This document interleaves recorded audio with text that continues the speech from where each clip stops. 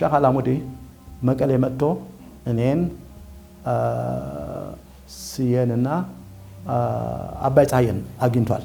ታምራት ላይኔ ገንዘብ ዘረፈኝ፣ $8 ሚሊዮን ዘርፎኛል። ከኤርትራ ጉዳይ ጋር በተያያዘ ኃጢያቱን በብዙ መልኩ አቶ መለስ ላይ ያስቀመጡት ይመስላልና ልክ ነው። እንደውም አንዳንዶች አቶ መለስን በተመለከተ በአንዲት አርቲክል ሂሳባቸውን ማወራረድ ሲችሉ የአቶ መለስን ሂሳብ ለማወራረድ የሄዱበት ርቀት በርካታ ቁም ነገሮችን አስቷቸዋል። እኛ በማናውቀው መንገድ ለሻዕቢያ 1.2 ቢሊዮን ሰጥቷል። አቶ መለስ በዚህ ደረጃ ርቆ ሄዶ ለኤርትራ ተቆርቋሪ ሆኖ የኢትዮጵያን ሉዓላዊ ጥቅሞች ሁሉ ለኤርትራ አሳልፎ የሚሰጥ መሆኑን እያወቀ አብሮት የዛ ኃይል አካል መሆን በራሱ ሉዓላዊነትን መዳፈር አይሆንም። የሶማሊያ ጦር እንደ ጦርነቱ ተነስቷል። በሀገራችን ጥቅም የተቃጣ ነው ብለን ጦርነትም አላስቆምንም ብቻ ሳይሆን እርሶ ራሶት ኤርትራ የህወሓት ፖሊት ቢሮ እኔና አውዓሎም ይላሉ በመጽሐፎት ላይና ኤርትራ ሳልሄደን የሶማሊያ መንግስት የሰጠና በሻዕቢያ በኩል የተጋጋዘ መሳሪያ ሁሉ ተቀብለናል ብሎ እናንተ ፓስፖርት ኖሯችሁ እንደፈለጋችሁ የምትንቀሳቀሱበት እድል ከነበረ እንደውም የዛኛው አካል ተባራሪና አስወራሪ ናችሁ። 1-2 ቀበሌዎችን በትግራይ ስር የምናውቃቸው ቀበሌዎችን ሻዕቢያዎች እንዲንቀሳቀሱ ፈቅዷል። ያኔ የህወሓት ፖሊት ቢሮ አባላት ተሰብስባችሁ ቁጭ ብላችሁ ኢትዮጵያ እንደተወረረች ሳይሆን ስታወሩ የነበረውም የትግራይን መወረር አጉልታችሁ ስታነሱ የነበረው በሚልም ወቀሳ ይቀርብባል። መንግስት ያደረገውም ድሮ ሻዕቢያን መጋበዙ ትክክል አይደለም። የውጭ ኃይል በሀገር ውስጥ ለማለት ህወሓት ደግሞ አሁን ከዛ በባሰ በከፋ ነው። መንግስት ግን እኮ አልጋበዝኩም ነው የሚለው እስካሁን። ግን በዚያ ደረጃ አሁን ያን የምታካክሉ ያን ጊዜ እኮ በጣም የምታስፈሩ በሀገር ጉዳይ ላይ ትልልቅ ውሳኔዎችን የምትሰጡና ኢህአዴግ ህወሓት ሲባል እኮ በጣም ልባችንን የምታረዱ ሰዎች ነበራችሁ። እንደዚህ አይነት ጉድ ተሸክማችሁ ያኔ ያሁን ሆኖ ግን የትጥቅ ትግል የተጀመረበት ነው። የካቲት 11 በይፋ የትጥቅ ትግል የተጀመረበት ነው። ህዳር 11 ምን ያገናኘዋል ታዲያ? ህወሓት ቆይ እነሱ ብአዴኖች ናቸው መጠየቅ ያለባቸው፣ ኢህዴኖች መጠየቅ አለባቸው። ከ11 ቁጥር ጋር ይሄ እዚህ ላይ ካለው ጋር አገናኝተው ታስገድደው ነው። እሺ የወልቃይትን ለምሳሌ ዳንሻ ላይ 22000 የህወሓት ወታደሮች የቀድሞ የህወሓት ወታደሮች ያሰፈራችሁት ለዚህ ለፖፑሌሽን ዳይናሚዝም አይደለም? የኦሮሞም ከምስራቅ ሐረርጌ ወለጋ ኤሊባቡር ላይ አስፍሯል።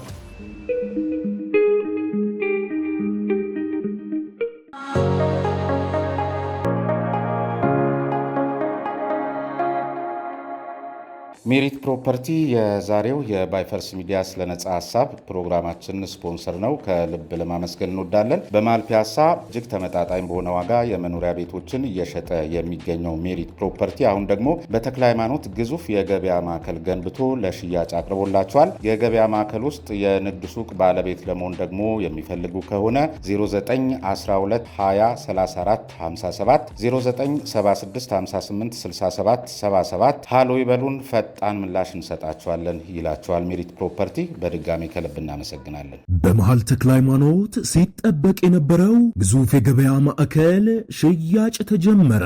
በ1.6 ሚሊዮን ብር ቅድመ ክፍያ ከ20 ካሬ ሜትር ጀምሮ ለመኪና መለዋወጫ፣ ለኤሌክትሮኒክስ፣ ለስቶር እንዲሁም ለሌሎች የንግድ አይነቶች ተመራጭ የሆኑ ሱቆችን በመሸጥ ላይ እንገኛለን። ከግራውንድ ፍሎር እስከ 3ኛ ፎቅ ድረስ እንደ ምርጫው ነግዶ ለማትረፍ አለያም ገዝቶ ለማከራየት ሱቆን ከነገበያው አቅርበንሎታል። እርሶም በአንድ ዓመት የክፍያ ጊዜ ሱቆን የግሎ ማድረግ ይችላሉ።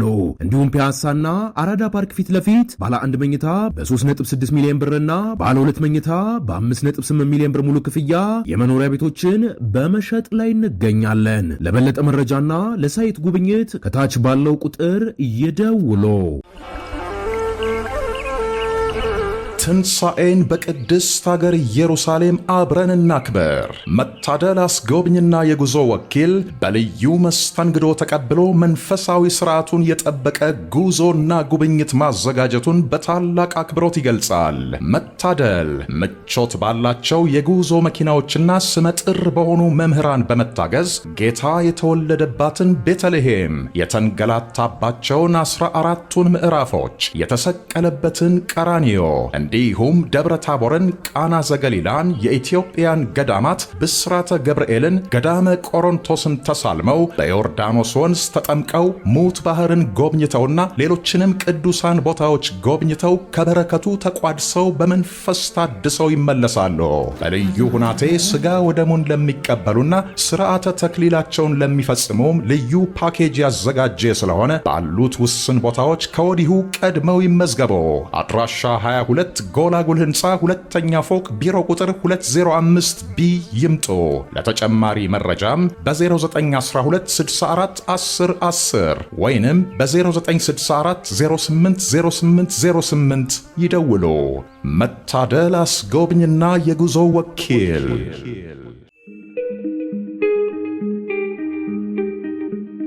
ጤና ይስጥልን የተከበራችሁ ተመልካቾቻችን፣ ከባይፈርስ ሚዲያ ስለ ነጻ ሐሳብ አውድማ ዝግጅታችንን የዛሬውን ጀምረናል። ዛሬም እንደተለመደው እንግዲህ ወቅታዊ በሆነ ሀገራዊ ጉዳይ ላይ ነው ውይይት የምናደርገው።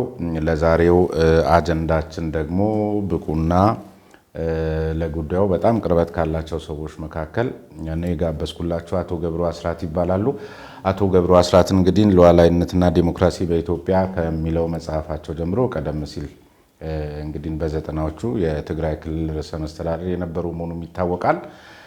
እንግዲህ ርዕሰ መስተዳድር በነበሩበት ጊዜና ከዚያ ጋር ተያይዞ ደግሞ በነበረው የህወሓት ክፍፍል ውስጥ ከኢትዮ ኤርትራ ጋር የተያዙ ጉዳዮች በስፋት ይነሱ ነበረ። ሉዓላዊነትና ዲሞክራሲን በኢትዮጵያ የሚለው መጽሐፍም ጉዳዩን በተመለከተ ሰፊ ቅኝት አድርጓል። ስለዚህ እሱን አስመልክተን ወቅታዊ ከሆነው የባህር በር ወይም የወደብ ጉዳይ ጋርም የምናነሳቸው ነጥቦች ይኖሩናል። የዛሬው ዝግጅታችን እንግዲህ ይህንኑ መሰረት የሚያደርግ ነው የሚሆነው። ስሜነ ባይፈርስ ነኝ። አብራችሁን እንድትቆዩ በአክብሮት ጋብዛለሁ። እንኳን ደህና መጡ አቶ ገብሩ። እንኳን ደህና ቆየህ ስሜነ። ቀደም ሲል እንደተናገርኩት ሉዓላዊነትና ዲሞክራሲ በኢትዮጵያ የሚለው መጽሐፍ ላይ በርካታ ከኢትዮ ኤርትራ ጋር የተያዙ ጉዳዮች ከወደብ ከባህር በር ከመሳሰሉት ጋር የተያዙ ስለተነሱ እሱን ከማንሳታችን በፊት እንደው አሁን ከዚህ ከባህር በር ጋር በተያያዘ አጀንዳው እሱ ስለሆነ በርካታ ሰዎች በአንዳንድ ጉዳዮች ላይ መጠነኛ ግንዛቤ እንዲኖራቸው ስለሚያስችል ሉዓላዊነት ማለት ምን ማለት ነው? ብሔራዊ ጥቅምስ ምንድን ነው? እንደው ጥሬ ትርጉሙ። መልካም። እኔ ሉዓላዊነት ማለት አንድ ሀገር የራሱን ጥቅም ላይ የመወሰን መብት ነው። በራሱ ጥቅም ላይ የመወሰን መብቱ የተጠበቀ መሆኑን ያመለክታል። ይኸውም የተለያዩ ፖሊሲዎች አሉ። የኢኮኖሚ፣ የውጭ ፖሊሲ፣ ብዙ ፖሊሲዎች አሉ። በእነዚህ ጉዳዮች ላይ ያለማንም ጣልቃ ገብነት ራሱ እንዲወስን የማስቻል ሲሆን፣ ሌላ ደግሞ ጉዳይ ለሉዓላዊነት ሲነሳ የግዛት ሉዓላዊነት ይባላል። ማለት እንግዲህ አንድ ሀገር እንደ ሀገር መንግስት ሲመሰረት የተቀመጡ የግዛት ወሰኖች አሉ። እነዚህ ግዛት ወሰኖች የሀገሪቱ ሉዓላዊ መገለጫ አንድ ናቸው። ስለዚህ አንድ የራሱ መንግስት ኖሮት በራሱ ያለማንም ጣልቃ ገብነት ራሱ የመወሰን ያለው መብት ሲሆን፣ ሌላው ደግሞ ያው ግዛቱን የማስጠበቅ መብትን በሉዓላዊነት ስር የሚካተት ነው። እንግዲህ ሉዓላዊነት በርካታ ዝርዝር ነገሮች ይኖሩታል። ወሳኞች ግን ያ ሀገር በመሬቱ በህዝቡ ጥቅም ላይ እና በተለያዩ ፖሊሲዎች ላይ ራሱ የመወሰን መብት ያለሌላ ጣልቃ ገብነት የመወሰን መብት ሲሆን፣ የሀገራዊ ጥቅም የሚለውም ደግሞ ምንድን ነው? እንግዲህ ሀገረ መንግስት ሲመሰረት ይህ ሀገረ መንግስት የሚያካሂዳቸው ወሳኝ ጉዳዮች አሉ። ለምሳሌ የአገር ደህንነት ሊኖር ይችላል። ኢኮኖሚ፣ ባህል፣ ማንነት፣ እነዚህን ለማስጠበቅ ነው የሀገረ መንግስት የሚቋቋመው እና ያ ሀገረ መንግስት እነዚህን ለማስጠበቅ የሚያስቀምጣቸው ወሳኝ የሆኑ ወይ መሰረታዊ የሆኑ ግቦችና ፍላጎቶች ናቸው ሀገራዊ ጥቅም የሚባሉ። ወሳኝ የሆኑ ግቦችና ፍላጎቶች ሀገራዊ ጥቅም ይባላሉ። እዚሁ ላይ እንደው ግልጽ እንዲሆን ለምሳሌ ሌላው አንዱ ከዚህ ከባህር በር ጋር ተያይዞ በስፋት የሚነሳው ጂኦፖለቲካ የሚባል ቋንቋ ነው በሁሉም ዘንድ የሚደመጠውና እሱም ለህዝቡ ግልጽ መሆን ስላለበት ምን ማለት ነው ጂኦፖለቲካ የሚለው እሳቤ በተለይ አያይዘን ስንመልሰው አሁን የቀይ ባህር ጂኦፖለቲካ የሚባል ነገር ይነሳል። ምን ማለት ነው የቀይ ባህር ጂኦፖለቲክስ ሲባል ምን ማለት ነው? ይሄ መሰረታዊ ጥያቄ ነው። እንግዲህ ስሙ እንደሚያመለክተው ጂኦፖለቲካ ጂኦ ማለት ያው መሬት ነው ወይ መልክዓ ምድር ማለት ነው።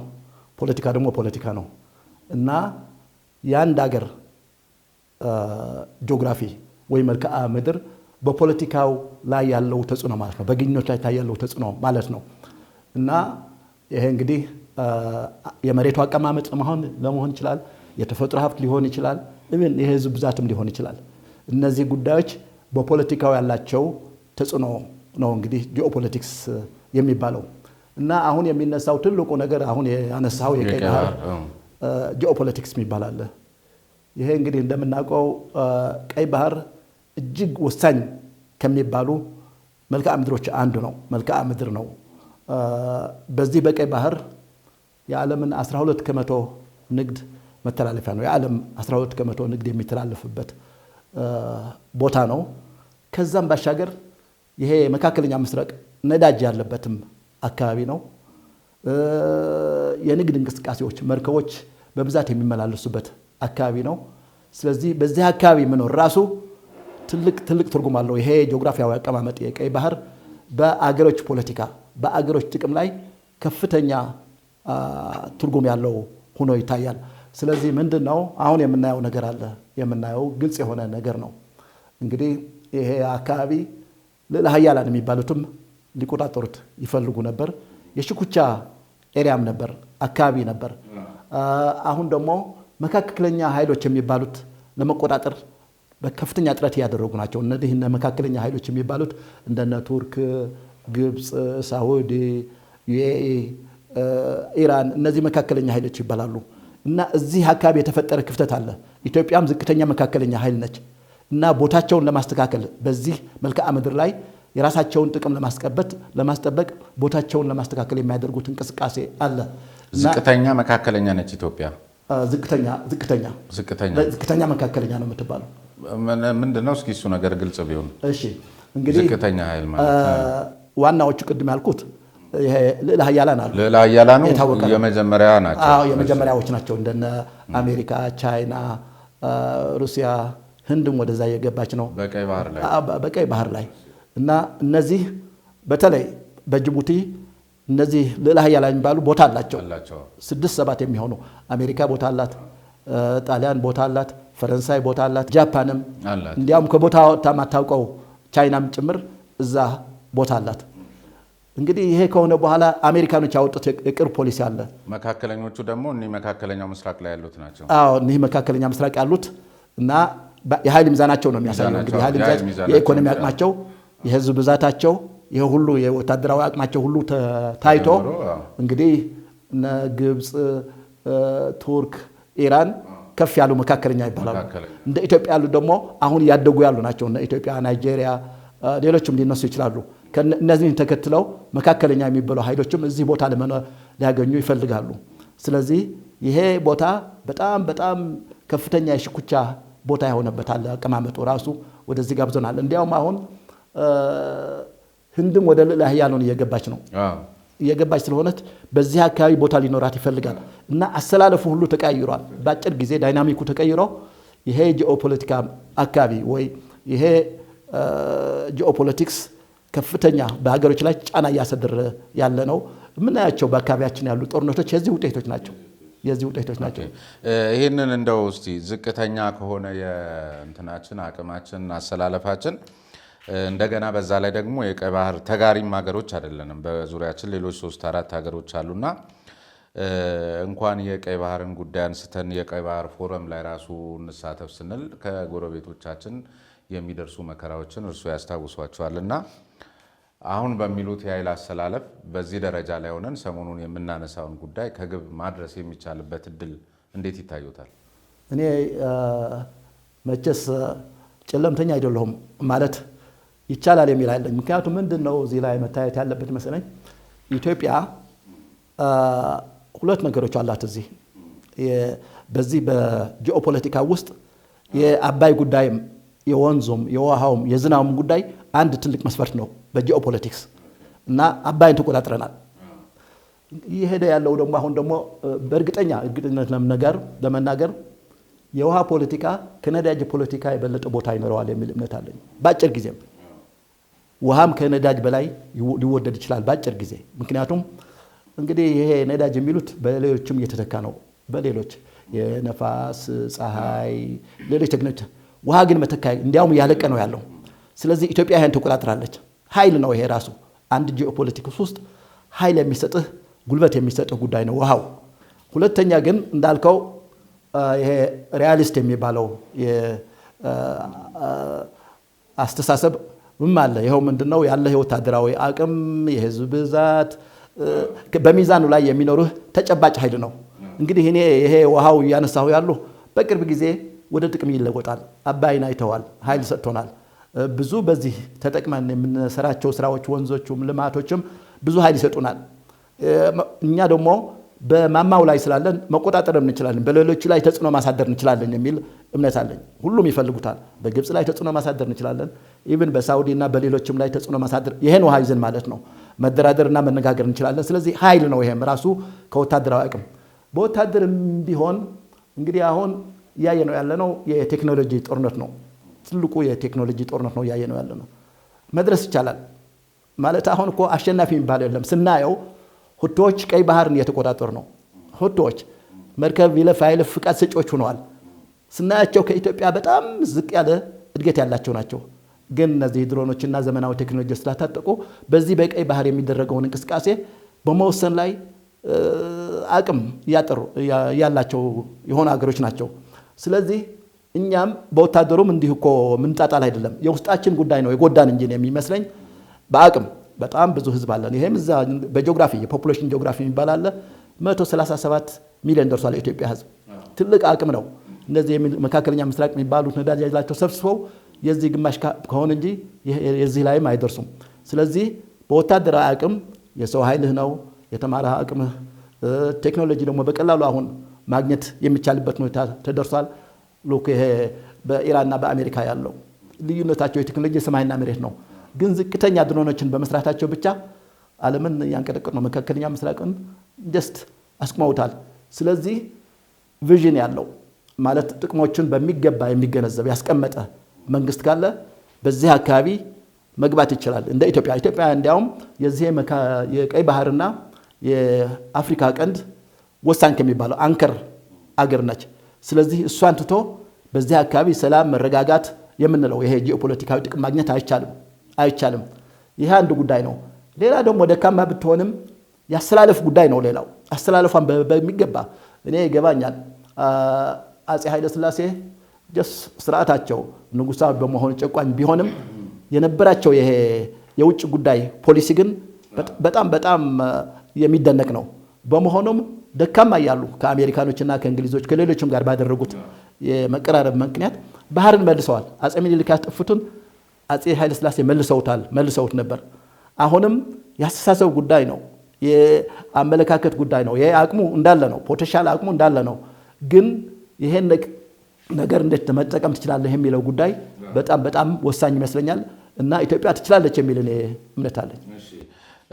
ሌላው በመሰረታዊነት እዚህም ጋር መነሳት ያለበት አንድ ነጥብ ምንድን ነው የኛ ፍላጎት የባህር በር ነው የወደብ ነው? ብዙ ጊዜ ይምታታል። አሁን አንዳንድ ጊዜ ዘገባዎችም ላይ ስንመለከት በተለይ ሀገር ውስጥ ዘገባዎች ላይ በቅጡ ተለይቶ አይቀርብም። ወደብና ባህር በር ግን በጣም የተለያዩ ይመስሉኛል። ምን ማለት ነው ወደብና ባህር? አሁን እኛ እያቀረብን ያለነው ጉዳይ የትኛውን ነው? ኦኬ ይሄ እኔ በግልጽ ለመናገር በመንግስትም የተምታታ መግለጫዎች ናቸው የሚሰጡ። በመንግስትም ጭምር ይሄ ጉዳይ በቅጡ የያዙት አይደለም። ከመንግስት የሚቀበሉ ሚዲያዎችም በትክክል በቅጡ ያስቀመጡት አይደለም። እንግዲህ ሁለቱ የተለያዩ ናቸው። የባህር በር መጠቀም እና የባህር በር በሉዓላዊነት ደረጃ ባለቤት የሚሆን ጉዳይ ሁለቱ የተለያዩ ናቸው። ያ የባህር በር የመጠቀም ጉዳይ በ1982 ዓ.ም እንደ አውሮፓውያን አቆጣጠር የቬና ኮንቬንሽን የሚባል አለ። ይሄ ማንኛውም ባህር በር የሌለው አገር ባህር ማግኘት አለበት፣ የወደብ መጠቀም ይችላል የሚለው ነው። ይሄ ኮንቬንሽን ነው፣ ስምምነት ነው የተባበሩት መንግስታት። ሌላው ግን በሉዓላዊነት ደረጃ በባለቤትነት ደረጃ የባህር በር የማግኘት ጉዳይ ነው። ይሄ ነው ወሳኙ ደግሞ የተነሳ ያለ። እንግዲህ በእኛ ሁኔታ ይሄ የሚባለውም ቢሆን አደጋ ላይ ውስጥ ገብቷል። ይሄ መጠቀም ራሱም አደጋ ላይ ውስጥ ገብቷል። ምክንያቱም እነዚህ ባህሩን የተቆጣጠሩት ነው ወሳኝ ይሆኑ ያሉ ኤርትራን ብንመለከት ይሄ መብታችንም ከልክላናለች። ይሄ መጠቀሙ መብቱም ከልክላናለች። ይሄ ቬና ኮንቬንሽኑም ስራ ላይ አላዋለችም፣ በቃ ዘጋችው። ጅቡቲም ብትሆን ያንገራገረች ነው። ሌላ ባህር የምትጠቀሙ ከሆነ እኔ ይሄን ነገር በአስተዳደርም በታሪፍም በምናምንም ጫና ፈጥራለሁ እያለች እየተንቀሳቀሰች ነው ያለችው። ስለዚህ እዚህም ላይ ይሄ ራሱ ይሄ ዝቅተኛ የምንለው ይሄ የመጠቀም ጉዳይ አገሮች በደንብ መደራደር ያላቸውን አቅም እና ተጽዕኖም መፍጠር ይኖርባቸዋል እንጂ እንዲሁ የቬና ኮንቬንሽን ስለፈቀደ ተግባራዊ አይሆንም። ስለዚህ ጥያቄው ይሄም ቢሆን መዘጋት የለበትም። የመጠቀሙ ጉዳይ በዚህ በቀይ ባህር፣ በጋልፍ ኦፍ ኤደን፣ በህንድ ውቅያኖስ ያሉትም ቢሆን በደንብ በተጠና እና ውል ባለው መንገድ የሚሄድ የባህር አጠቃቀም ነው። ግን ዋናው ነገር ሁለተኛው እየተነሳው ያለ አከራካሪውና ወሳኙ ጉዳይ ግን እኛም ማንሳት ያለብን እንደ ሀገር ማንሳት ያለብን ይመስላል ይሄ ሉዓላዊ መሬት ወደብ ማግኘት አለብን፣ እኛም እንቆጣጠረው የባህር በር ማግኘት አለብን የሚለው ነው ዋናው ጉዳይ መሆን ያለበት። እንግዲህ መንግስት አንዳንድ ጊዜ ወደብ መጠቀም ነው እየጠየቁ ያለው ይላል፣ አንዳንድ ጊዜ ደግሞ ባለቤት ለመሆን ይላል፣ አንዳንድ ጊዜ ታሪክና ሕግን አጣቅሰው ከኤርትራ ጋር ይገባኛል ይላል፣ አንዳንድ ጊዜ ደግሞ አይደለም ብሎ የመጠቀም ነው ብሎ ዝቅ ያደርገዋል። ስለዚህ በግልጽ መታየት አለበት። የመጠቀሙ አንድ ጉዳይ ነው። ይሄን በደንብ ግልጽ በሆነ ፖሊሲና ስትራቴጂ የመጠቀም መብታችንን ማየት። ሁለተኛው ግን ወሳኙ የሚሆነው ለኛ በተለይ ከእድገታችን ከህዝባችን ብዛት ከሁሉም አንጻር ሳየው የባህር በር ባለቤት የሚሆን ጉዳይ ስለሆነ እነዚህ ሁለቱ የተለያዩ ናቸው። ይሄ ትልቅ አከራካሪ ነው።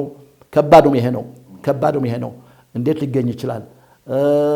ሉዓላዊ ሀገሮች ናቸው እነዚህ ሀገሮች። ስለዚህ የሚል ነገር ብዙ ሊነሳ ስለሚችል አከራካሪና ትልቅ ጉዳይ ስለሆነ በደንብ ታስቡበት መታየት ያለበት ነው። እስኪ ከዚሁ ጋር አያይዘን ወደ መጽሐፉ እንግባና እነዚህ ሀገሮች ሉዓላዊ ናቸው ብለዋል። ሉዓላዊነትን ትልቅ ቦታ ሰጥተውት ቀደም ሲልም የሉዓላዊነትን ትርጉም አንስተውልኝ ነበርና በተለይ ከሉዓላዊነት መደፈር ምክንያት ሆኖ የቀረበው የኤርትራን ወራሪነት ጉዳይ በመጽሐፎት ላይ እንደተጠቀሱት እንግዲህ በእርሶ ትንታኔ መሰረት ለኤርትራ ያሳዩት ከነበረው መቆርቆር የሚመነጭ አቶ መለስ ዜናዊ እንደሆነ የሚያመላክት ነገር ነው ያየሁትና በእናንተ በኩል ደግሞ በጣም ኤርትራ ልትወረን እንደምትችል በተለያየ መልኩ ያቀረባችሁት መረጃ ቅቡልነት እንዳላገኘና ሻዕቢያን ለአንዴና ለመጨረሻ ጊዜ ለመደምሰስ ኢቭን በእናንተ በኩል የቀረበው ሐሳብን በዚያ በክፍፍል ወቅት የአሰብን ጉዳይ የመደራደሪያ ዋና ነጥብ አድርጎ ማቅረብን የተመለከተ ነገር ነበርና ቀደም ሲል ካነሱት የሉዓላዊነት ጉዳይ ወይም ደግሞ በሉዓላዊ ሀገሮች ኮንሰፕት ይቻላል እኔ ይቻላል ነው ትክክል ነበር ሐሳባችሁስ?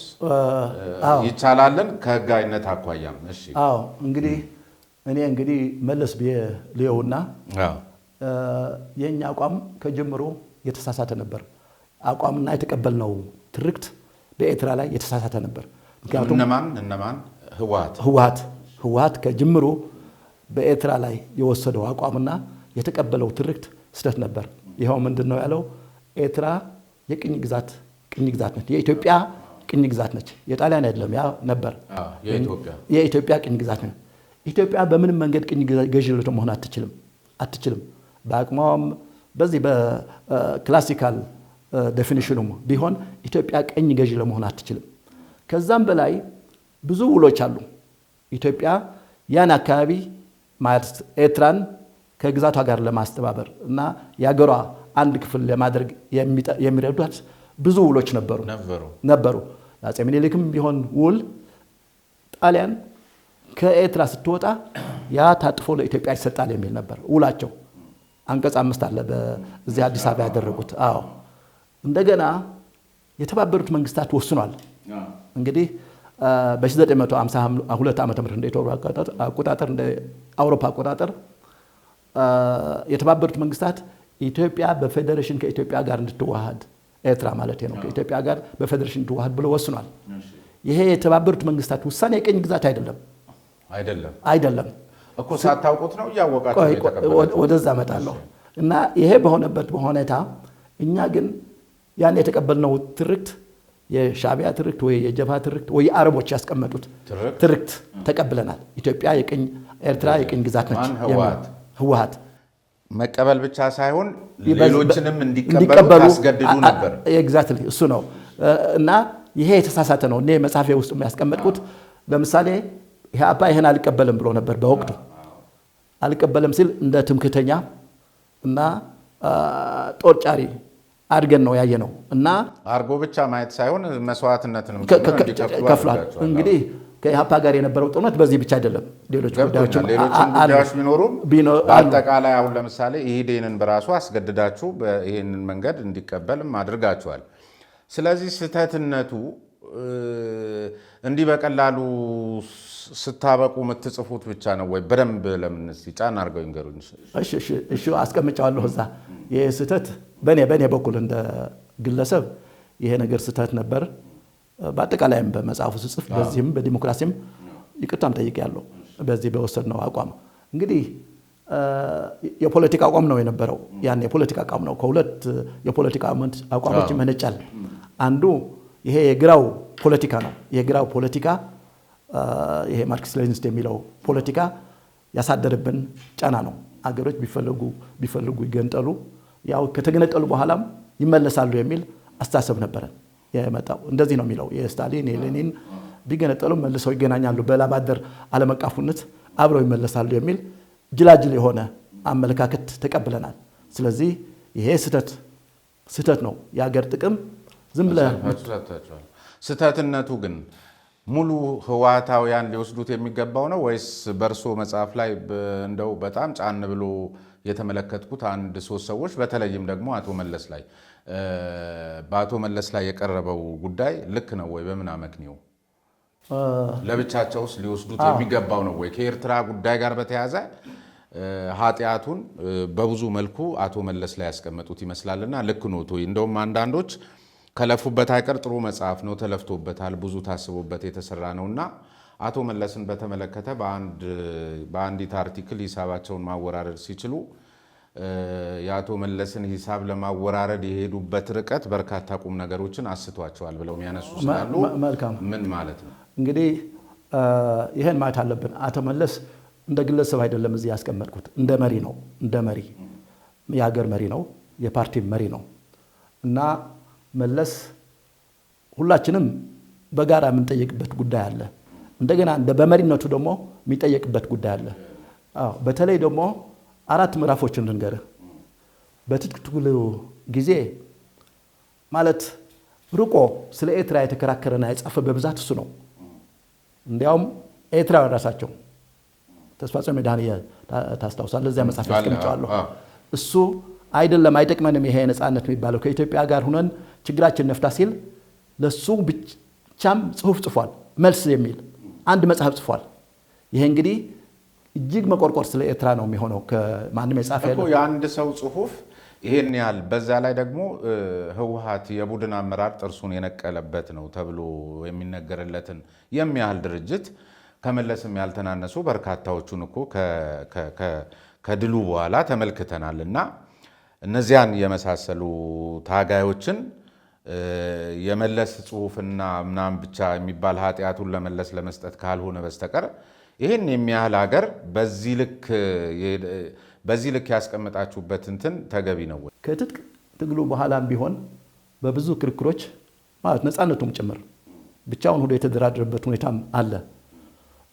ከዛ በኋላም በኢትዮ ኤርትራ ጦርነትም እነሱ እንዳይነኩ ያደረገው ትግል ከሌሎች ይለያል። ከዛ በኋላ ያለው ሁኔታ ሳየው ይለያል። የእሱ አቋም የእሱና የስብሃት አቋም የሁለቱ አቋም በማንኛውም መንገድ ሻዕቢያን ለማዳን በማንኛውም መንገድ እዛ የነበረውን የእኛን ሉዓላዊነት ደፍረው ያሉ የእኛን ጥቅም ነክተው ያሉም ጭምር እነሱ የሚከላከል ነበር።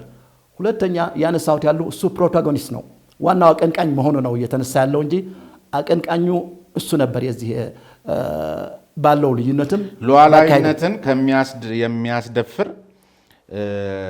ፕሮፓጋንዳና ለኤርትራ ጥቅም አሳልፎ የሚሰጥ አካል የሚመራት ሰው እንግዲህ አቶ መለስ በዚህ ደረጃ ርቆ ሄዶ ለኤርትራ ተቆርቋሪ ሆኖ የኢትዮጵያን ሉዓላዊ ጥቅሞች ሁሉ ለኤርትራ አሳልፎ የሚሰጥ መሆኑን እያወቀ አብሮት የዛ ኃይል አካል መሆን በራሱ ሉዓላዊነትን መዳፈር አይሆንም። ስለዚህ መላ ህወሓት ውስጥ ያለ ከፍተኛ አመራር ሉዓላዊነትን ተዳፈረ ብሎ መናገር አይቻልም። ይቻላል። ሁለት ለምሳሌ እዚህ መጽሐፎት ላይ በብዙ መልኩ መለስን የገለጹበትና እንደ መሪ ተጠያቂ መሆን ይገባዋል የሚሏቸውን ጉዳዮች እርሶስ የትግራይ ክልል ፕሬዝዳንት ሆነው እንደ መሪነቱ ሊያስጠይቁት የሚገቡ ብዙ ጉዳዮች አይኖሩም? ክልሉን እየመሩ ኃላፊነትን ወደ መለስ ማሻ እንደውም ወደ በኋላ ላይ አነሳሉታለው በትግሉ ጊዜ ያጠፋናቸው ጥፋቶች አሁን ተጠያቂ ሊያደርገን አይችልም የሚል መልስ ሁሉ ብዙ ጊዜ በተለይ ሰብአዊ መብት ጉዳይን የተመለከተ ጥያቄ ለሚያነሱ ታጋዮች ይሰጡ እንደነበር ወደ በኋላ ላይ ስለምናነሳው አስታውሶታለሁ። ከሱ አኳያ እስቲ ዋና ቀንቃኙ እሱ ነው መሆኑ መለስ ነው ለማለት አስቀምጫለሁ። ከዛም በኋላ ዋና ቀንቃኝ ብቻም ሳይሆን ከሌሎቻችንም ሩቆ ሄዶ የፈጸማቸው ነገሮች አሉ። ብዙ ነገሮች አሉ። ለምሳሌ ልጠቅስልህ እችላለሁ። እኛ በማናውቀው መንገድ ለሻዕቢያ 1.2 ቢሊዮን ሰጥቷል። አመራሩ በማያውቀው መንገድ ማለት ነው። ልንገርህ፣ ሌላው ሐንሽ ላይ የተደረገው ጦርነት ከሻዕቢያ የኢትዮጵያን ጦር አሰልፎ ተዋግቷል ያለ ስራ አስፈጻሚው ውሳኔ። ስለዚህ በአጠቃላይ ይሄ ሉዓላዊነት ኤርትራ ነጻ ስትወጣ የነበረው ጉዳይ ተጠያቂው ሁሉም አመራሩ ነው። ሁሉም አመራር ስራ አስፈጻሚ እኔም ጭምር ማለት ነው ተጠያቂዎች ነን። ግን ደግሞ ዝም ብለህ በደፈና ይሄ ተጠያቂ ሳይሆን የእያንዳንዳችን ደግሞ የምናደርገው ነገር ተጠያቂ እንሆናለን በምናደርገው ነገር። እንግዲህ በትግራይ ላይ እኔ የተነሳ ጥያቄ የለም። በእኔ ላይ በአስተሳሰብ ሊነሳ ይችላል። የአብዮታዊ ዲሞክራሲ የሚባለውን እተገብር ስለነበር ያ ዲሞክራሲ የሚደፈቅበውን አስተሳሰብ ተገብር ስለነበር በሚዲያዎቹም በሌሎችም ሊነሳ የሚችለው ነገር ሊነሳ ይችላል። ከዛ በላይ ግን ከኤርትራ ጋር ባለው ግንኙነት በሉዓላዊነት ግንኙነት ጉዳይ ግን የጋራ ተጠያቂነት ካልሆነ በስተቀር በተናጠል ያደረኩት ነገር የለም። እንዲያውም ታግያለሁ። እሺ የቅድሙን ከሰብአዊ መብት ጋር በተያያዘ አንዱ የሉዓላዊነት መገለጫ የህዝብ ደህንነት እስከሆነ ድረስ አነሳለታለሁ። ግን በአሁኑ መለስን በተለይ ከዚህ ከኢትዮጵያ ብሔራዊ ባንክ ምናምን ሰጥቷል ከሚሉት ጋር አንደኛ ኢትዮጵያ ውስጥ ከነበረው ገንዘብ መጠን በላይ በኤርትራ ውስጥ ነበረ ብሎ ማለት የሚቻልበት ጊዜ ነበረው ያኔ። ሁለተኛ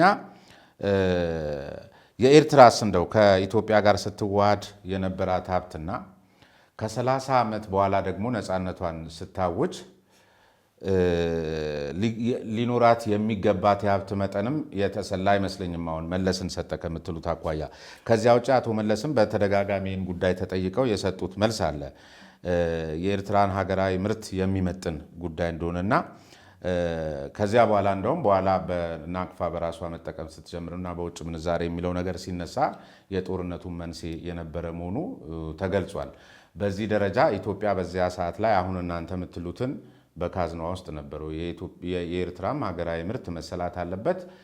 ከ30 ዓመት በኋላ ደግሞ ከኛ ነፃነቷን እናንተም ስላረጋገጣችሁና ይገባታል የሚልም አቋም ስላላችሁ እሱ ሂሳብ ቢሰላ ኖሮ ምናልባት መለስም እንኳ ሰጥቶ ቢሆን ሰጠ የምትሉት ይምታዩ ነው። ይሄ ስህተት ነው። ይሄ ሂሳብ ማወራረድ ከሆነማ የማይሆን ነገር ነው ማለት የ30 ዓመት ኪሳራ ኢትዮጵያ መክፈል አትችልም። ቅድም ያነሳሁት ነገር ጦር አንሺውም ጦር ሰባቂውም ይጠየቃል በዚህ ጉዳይ ላይ። ምክንያቱም ቅድም ያነሳሁት ነገር አለው። ኢትዮጵያ ቀኝ ግዛት ነበረች ወይ? አልነበረችም። ቀኝ ገዢ አልነበረችም። ስለዚህ ቅኝ ገዢ ባልሆነ አገር የተነሳው ቆይ ልጨርስልህ። ይሄ የኛ አቋም ተወው። ግን ለምን ይተዋል? ነች ብላችሁ ከተነሳችሁ አይደለም። እና የሆነ ሆኖ ይሄ ነገር ነፃነቷን እኮ ስትፈቅዱ ከዚህ መርህ ነው። ከዚያ በኋላ በአስተሳሰብ በየግላችሁ አለመቀበል መብታችሁ ይሆናል። ወረቀት ላይ መጥቶ ግን ወደ ህጋዊ የአፈጻጸም ሁኔታ ስትመጡ ቅኝ ግዛት ነበረች ባላችሁት ማዕቀፍ ነው የምትመልሱለት። በዛም ቢሆን እንግዲህ የተለዩበት ሁኔታ እናውቃለን አይደል? የተለያዩበት ሁኔታ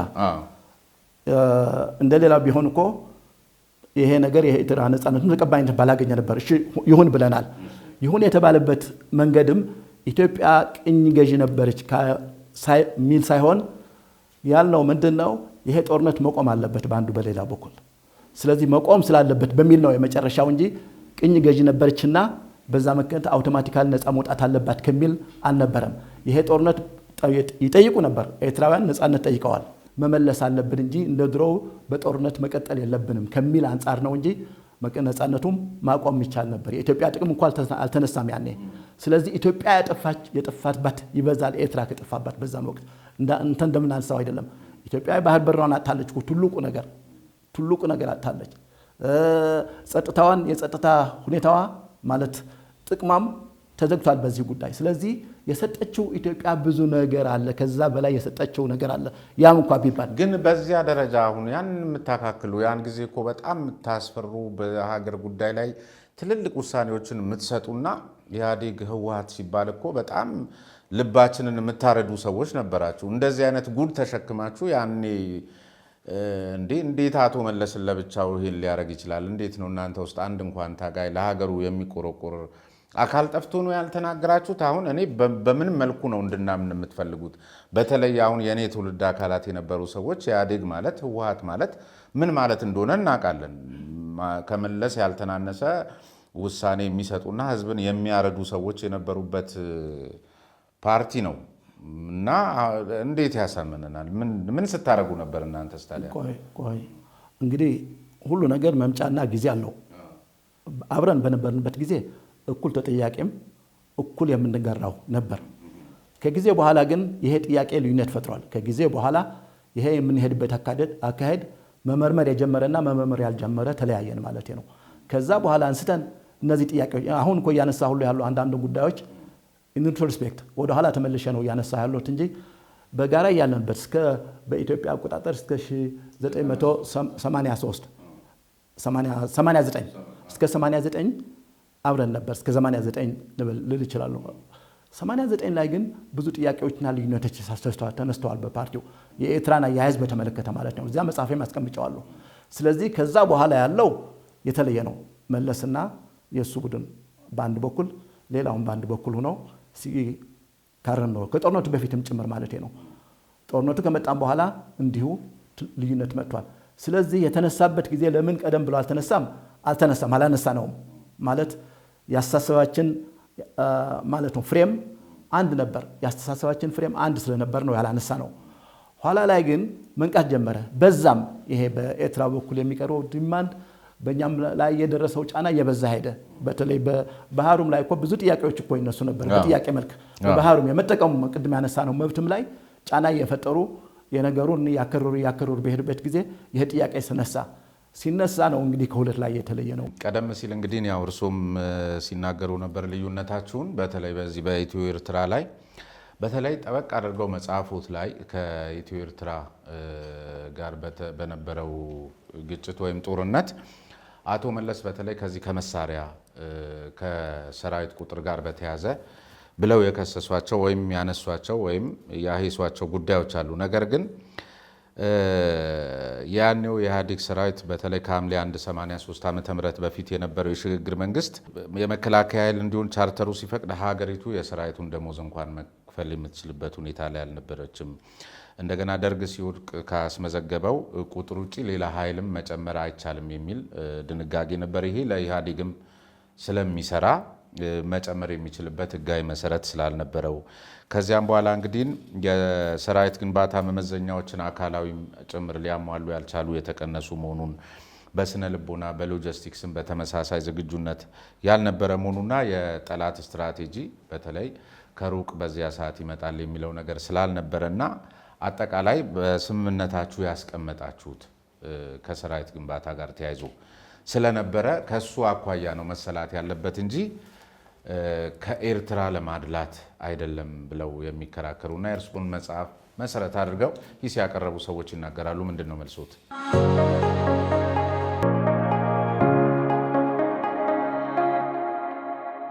ሜሪት ፕሮፐርቲ የዛሬው የባይፈርስ ሚዲያ ስለነጻ ሀሳብ ፕሮግራማችን ስፖንሰር ነው። ከልብ ለማመስገን እንወዳለን። በመሃል ፒያሳ እጅግ ተመጣጣኝ በሆነ ዋጋ የመኖሪያ ቤቶችን እየሸጠ የሚገኘው ሜሪት ፕሮፐርቲ አሁን ደግሞ በተክለ ሃይማኖት ግዙፍ የገበያ ማዕከል ገንብቶ ለሽያጭ አቅርቦላቸዋል። የገበያ ማዕከል ውስጥ የንግድ ሱቅ ባለቤት ለመሆን ደግሞ የሚፈልጉ ከሆነ 0912203457 0976586777 ሃሎ ይበሉን፣ ፈጣን ምላሽ እንሰጣቸዋለን ይላቸዋል ሜሪት ፕሮፐርቲ። በድጋሚ ከልብ እናመሰግናለን። በመሃል ተክለ ሃይማኖት ሲጠበቅ የነበረው ግዙፍ የገበያ ማዕከል ሽያጭ ተጀመረ።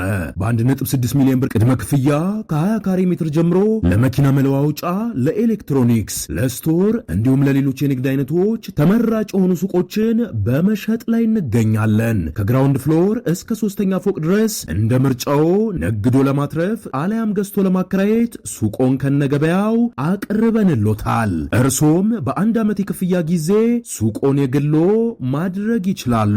እንዲሁም ፒያሳና አራዳ ፓርክ ፊት ለፊት ባለ 1 መኝታ በ3.6 ሚሊዮን ብርና ባለ 2 መኝታ በ5.8 ሚሊዮን ብር ሙሉ ክፍያ የመኖሪያ ቤቶችን በመሸጥ ላይ እንገኛለን። ለበለጠ መረጃና ለሳይት ጉብኝት ከታች ባለው ቁጥር ይደውሉ።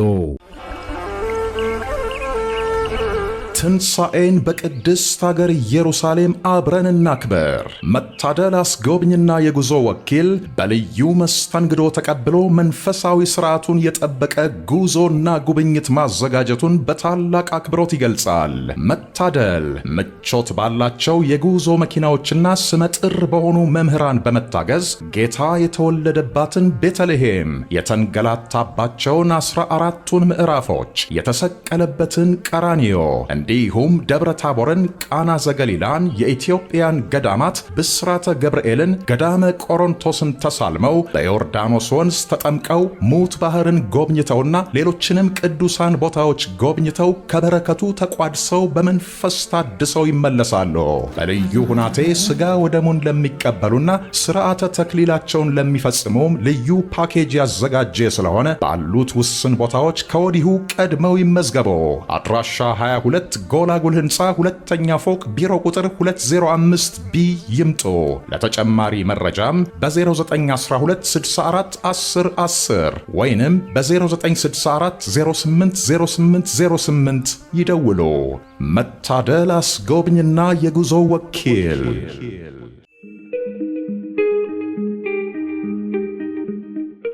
በጀቱ በምክር ቤት ነው የሚወሰነው።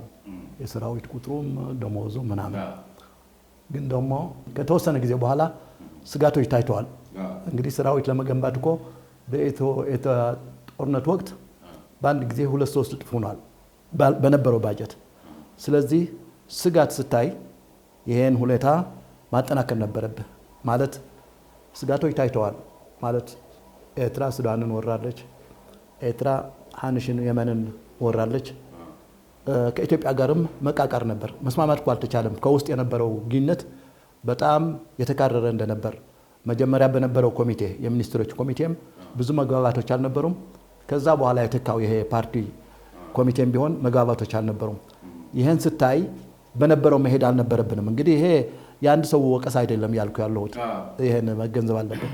ግን ኃይላችንን አትሊስት ኢትዮጵያን የሚመጥን መሆን ነበረበት እኮ። አሰራሩ ያስኬዳታል፣ ኢትዮጵያ ያስኬዳል። በሰዓቱ ያለው በጀት ጭምር ሌሎችንም እኮ ቀንሳቸዋል። ቆይ ምን ቀነስ? የሰራዊቱን አባላት። አዎ ይሄ በፖለቲካል ነው የተደረገው። ያኔ ከፖለቲካ አንጻር የማማጣጠን የሚል ነው እንጂ ለመቀነስ ሀሳብ አልነበረም። ኋላም እኮ የተዋጉ እነሱ ናቸው። እነሱ ተጠርተው ነው ጦርነት ያደረው። ጦርነቱን ጀስት ከነበረው ጥፋት እንዲቆም ያደረጉት። ስለዚህ ምን ለማለት ነው ያልኩ ያለው መሰለህ፣ እንግዲህ የኤርትራን ብቻ አይደለም። በኤርትራ ስጋቱ በተጨባጭ እየታየ ነበር። በታየበት ጊዜ ከሌሎችም ሊመጣ ይችላል እኮ ይሄ ነገር ከሌሎችም ሊመጣ ይችላል። ስለዚህ ኢትዮጵያን የሚመጥን ኃይል አልነበረም። ኢትዮጵያን የሚመጥን ኃይል አልነበረም። ባጀትም ይቻላል እኮ ትንሽ ነው፣ 2% ነበር። እሺ ስህተት ነው ብለን ብንወስድ እንኳን ለኤርትራ ከማድላት በሚባል ደረጃ የሚሆን ስህተት ነው። እዛ ላይ ለኤርትራ ማድላት አላልኩም፣ በመጻፌም አላስቀመጥኩም። አጥብቆ ከመጨነቅ ከመቆርቆር የሚመነጭ ነው የሚል ቶን ነው ለኔ። አይደለም፣ እዚህ ላይ እንደዚህ አይደለም ያልኩት። ኢትዮጵያ ንዝል አልነበረች በዛን ጊዜ ያን ሁሉ ምልክት እያየችና ግጭት እያየች ኤርትራ ኃይሏን ስትገነባ እያየች እሷ ግን ኃይሏን መበተኗና እንደገና ለማጠናከርም አለመሞከሯ ነው ያልኩት። ሌላ መጽሐፎት ላይ በተደጋጋሚ የተነሳ ጉዳይ በኢትዮጵያ ኢኮኖሚ ላይ ያው ስውር ደባዋን ኤርትራ በምትፈጽምበት ጊዜ በኢትዮጵያ በኩል አይቶ እንዳላየ ማለፍ ነገር አለ። ይህንንም አንዱ ከአቶ መለስ ጋር አያይዘው የሚያነሱት ነውና ለምሳሌ ይህንን በራሱ ሻዕቢያ ይፈልገው ነበረ። እኛ ለወደቦች የነበረንን ያልተገባ ግምት ጠባጫሪነትና መደበኛ ያልሆነ የኢኮኖሚ ስትራቴጂ የሚከተል እንደመሆኑ መጠን ስናሳይ የነበረውን በዚያ ላይ ደግሞ ይሄ አክራሪ የሆነው የገበያ ኃይልና ሚዲያው ጭምር ኢትዮጵያ ላይ ሲናኮር ነበረ እና ያንን በዛ የተወሳሰበ ሂደት መለስ በያዘው መልኩ መያዝ ባይቻል ኖሮ እንደውም ኤርትራን የበለጠ ወደ ሌላ ጠባጫሪነት የሚጋብዝና በትክክልም ያን ነገር ማቀንቀን ነበረ። ጦርነቱን ማስቆም ካስፈለገ ይህንን የወደብ ጉዳይን በዚያ መልኩ ማስታመም ነበረ የሚል ሐሳብ። ይሄ ትክክል አይደለም ማለት እንደዚያ ማስታመም አልነበረብንም። ማለት ወደብ ጠቃሚ ነው፣ ግን በዛን ወቅት የጅቡቲም እኮ ነበር። ጅቡቲ ወደ 90% የሚሆነው የገቢና የውጭ ንግዳችን በአሰብ በኩል ነበር። ወደ 5 ደግሞ ጅቡቲ ነበር። ዳይቨርሲፋይም አላደረግንም። ወደ ሁለቱም ወደ ጅቡቲም ሌሎችም ዳይቨርሲፋይ ማድረግ እንቅስቃሴ አልተደረገም። እዛ ላይ ነው የቆየው። ዋናው ነገር ግን እዚህ የማነሳው ወደብ ለመጠቀም ስንል በኢትዮጵያ ላይ የሚፈጠሩ ኢፍትሐዊነቶችን መቀበል ነበረብን ወይ ነው ያልመሰለው። እንግዲህ መቀበል የለብንም። ይሄ ኮንትሮባንድ ስራ ኢትዮጵያ ራስ አገሪቱን ጭምር የሚያፈርስ ነው እኮ በኮንትሮባንድ የሚካሄደው። ዶላርን እዚህ መጥተው ሲመነዝሩ የእኛን የውጭ ንግድ እቃዎች አውጥተው ሲወስዱ ወርቁም ሁሉም እና ፓራሌል የሆነ መንግስት መስርተዋል። እዚህ ነው የምለው። ይሄ መቋቋም የለብህም። ለወደብ ስትልም ለምን ስትልም ይሄ መቀበል የለብህም። መቀበል አልነበረብንም። በነገራችን ላይ ትግራይ አካባቢ የሚገኙ መሬቶችን መውረር ሲጀምር ሻዕቢያ እንጂ ይህንንም ያነሳችሁት መውረር ከመጀመሩ በፊትም አሁን ሲሏቸው የነበሩ የኮንትሮባንድኑም የውጭ ምንዛሬውንም የመሳሰሉትንም ግርግሮች እዚህ ሀገር ላይ ፓራራል መንግስት መስርቶ ሲፈጽም የነበረ መሆኑ ይታወቃል። የትግራይ መሬት የተነካ ሲመስላችሁ ነው? እንደውም በወቅቱ ላይ ለነበረው ልዩነት የህወሓት ፖሊት ቢሮ አባላት ተሰብስባችሁ ቁጭ ብላችሁ ኢትዮጵያ እንደተወረረች ሳይሆን ስታወሩ የነበረውም የትግራይን መወረር አጉልታችሁ ስታነሱ የነበረው በሚልም ወቀሳ ይቀርብባችኋል። ሁለት ነገር ላንሳ። አንተ በምታስቀምጠው አቅጣጫ የሚያስቀምጡ የተሳሳቱ ናቸው። የትግራይ መሬት የሚባል ያለን ኢትዮጵያ አንድ ሉዓላዊ ግዛት ነው ያላትም ራሳችሁ ግን እንደ ትግራይ መሬት ነው የምትቆጥሩት። ማን ነው የሚቆጥረው? ህወሓት ኖ አልቆጠርነውም። ጭራሽ አልተቆጠረም። የኢትዮጵያ መሬት ነው። ባድመም ይሁን ሌሎች አካባቢዎች አዲሙሩግ የአፋርም ያለው ተወራሉ እኮ። ከዛ በፊት እኮ ግጭቶች ተፈጥረዋል። በአፋር አካባቢ አዲሙሩግ በሚባለው አካባቢ ኤርትራ ጋር ግጭት ተፈጥሯል። አስቀድሞ ማለት ነው፣ ከዚህ ከትግራይ በፊትም ማለት ነው። ስለዚህ እኛ ይሄ ቦታ የኢትዮጵያ ሉዓላዊ ግዛት እንጂ የትግራይ ሉዓላዊ ግዛት የሚባልም የለም። ስለዚህ ይሄ መነሻው ትክክል አይመስለኝም ነው። እኛ ያነሳው ደግሞ ይሄ ስለ ኮንትሮባንዱ ስለ ዝርፊያው አስቀድሞ ተነስቷል። ከወረራው በፊት ነው የተነሳው። እንዲያውም በመካከላችን ትልቅ ችግር የተፈጠረው ይሄ ነገር አስቀምጫዋለሁ መጽሐፌ ላይ። ትግራይን በጸረ ዲሞክራሲያዊነት ከሰሱ እነመለስ በስብሰባ ላይ ነው። ይሄ እንግዲህ 1 ዓመት ቀድሞ ከወረራውን በፊት 89 ነው ይሄ ማዕከላዊ ኮሚቴ የተነሳው። ስለዚህ ይሄ ነገር የዝርፊያውም ጉዳይ የኮንትሮባንዱም የሁሉ ነገር የተነሳው ከባድመ በፊት ነው።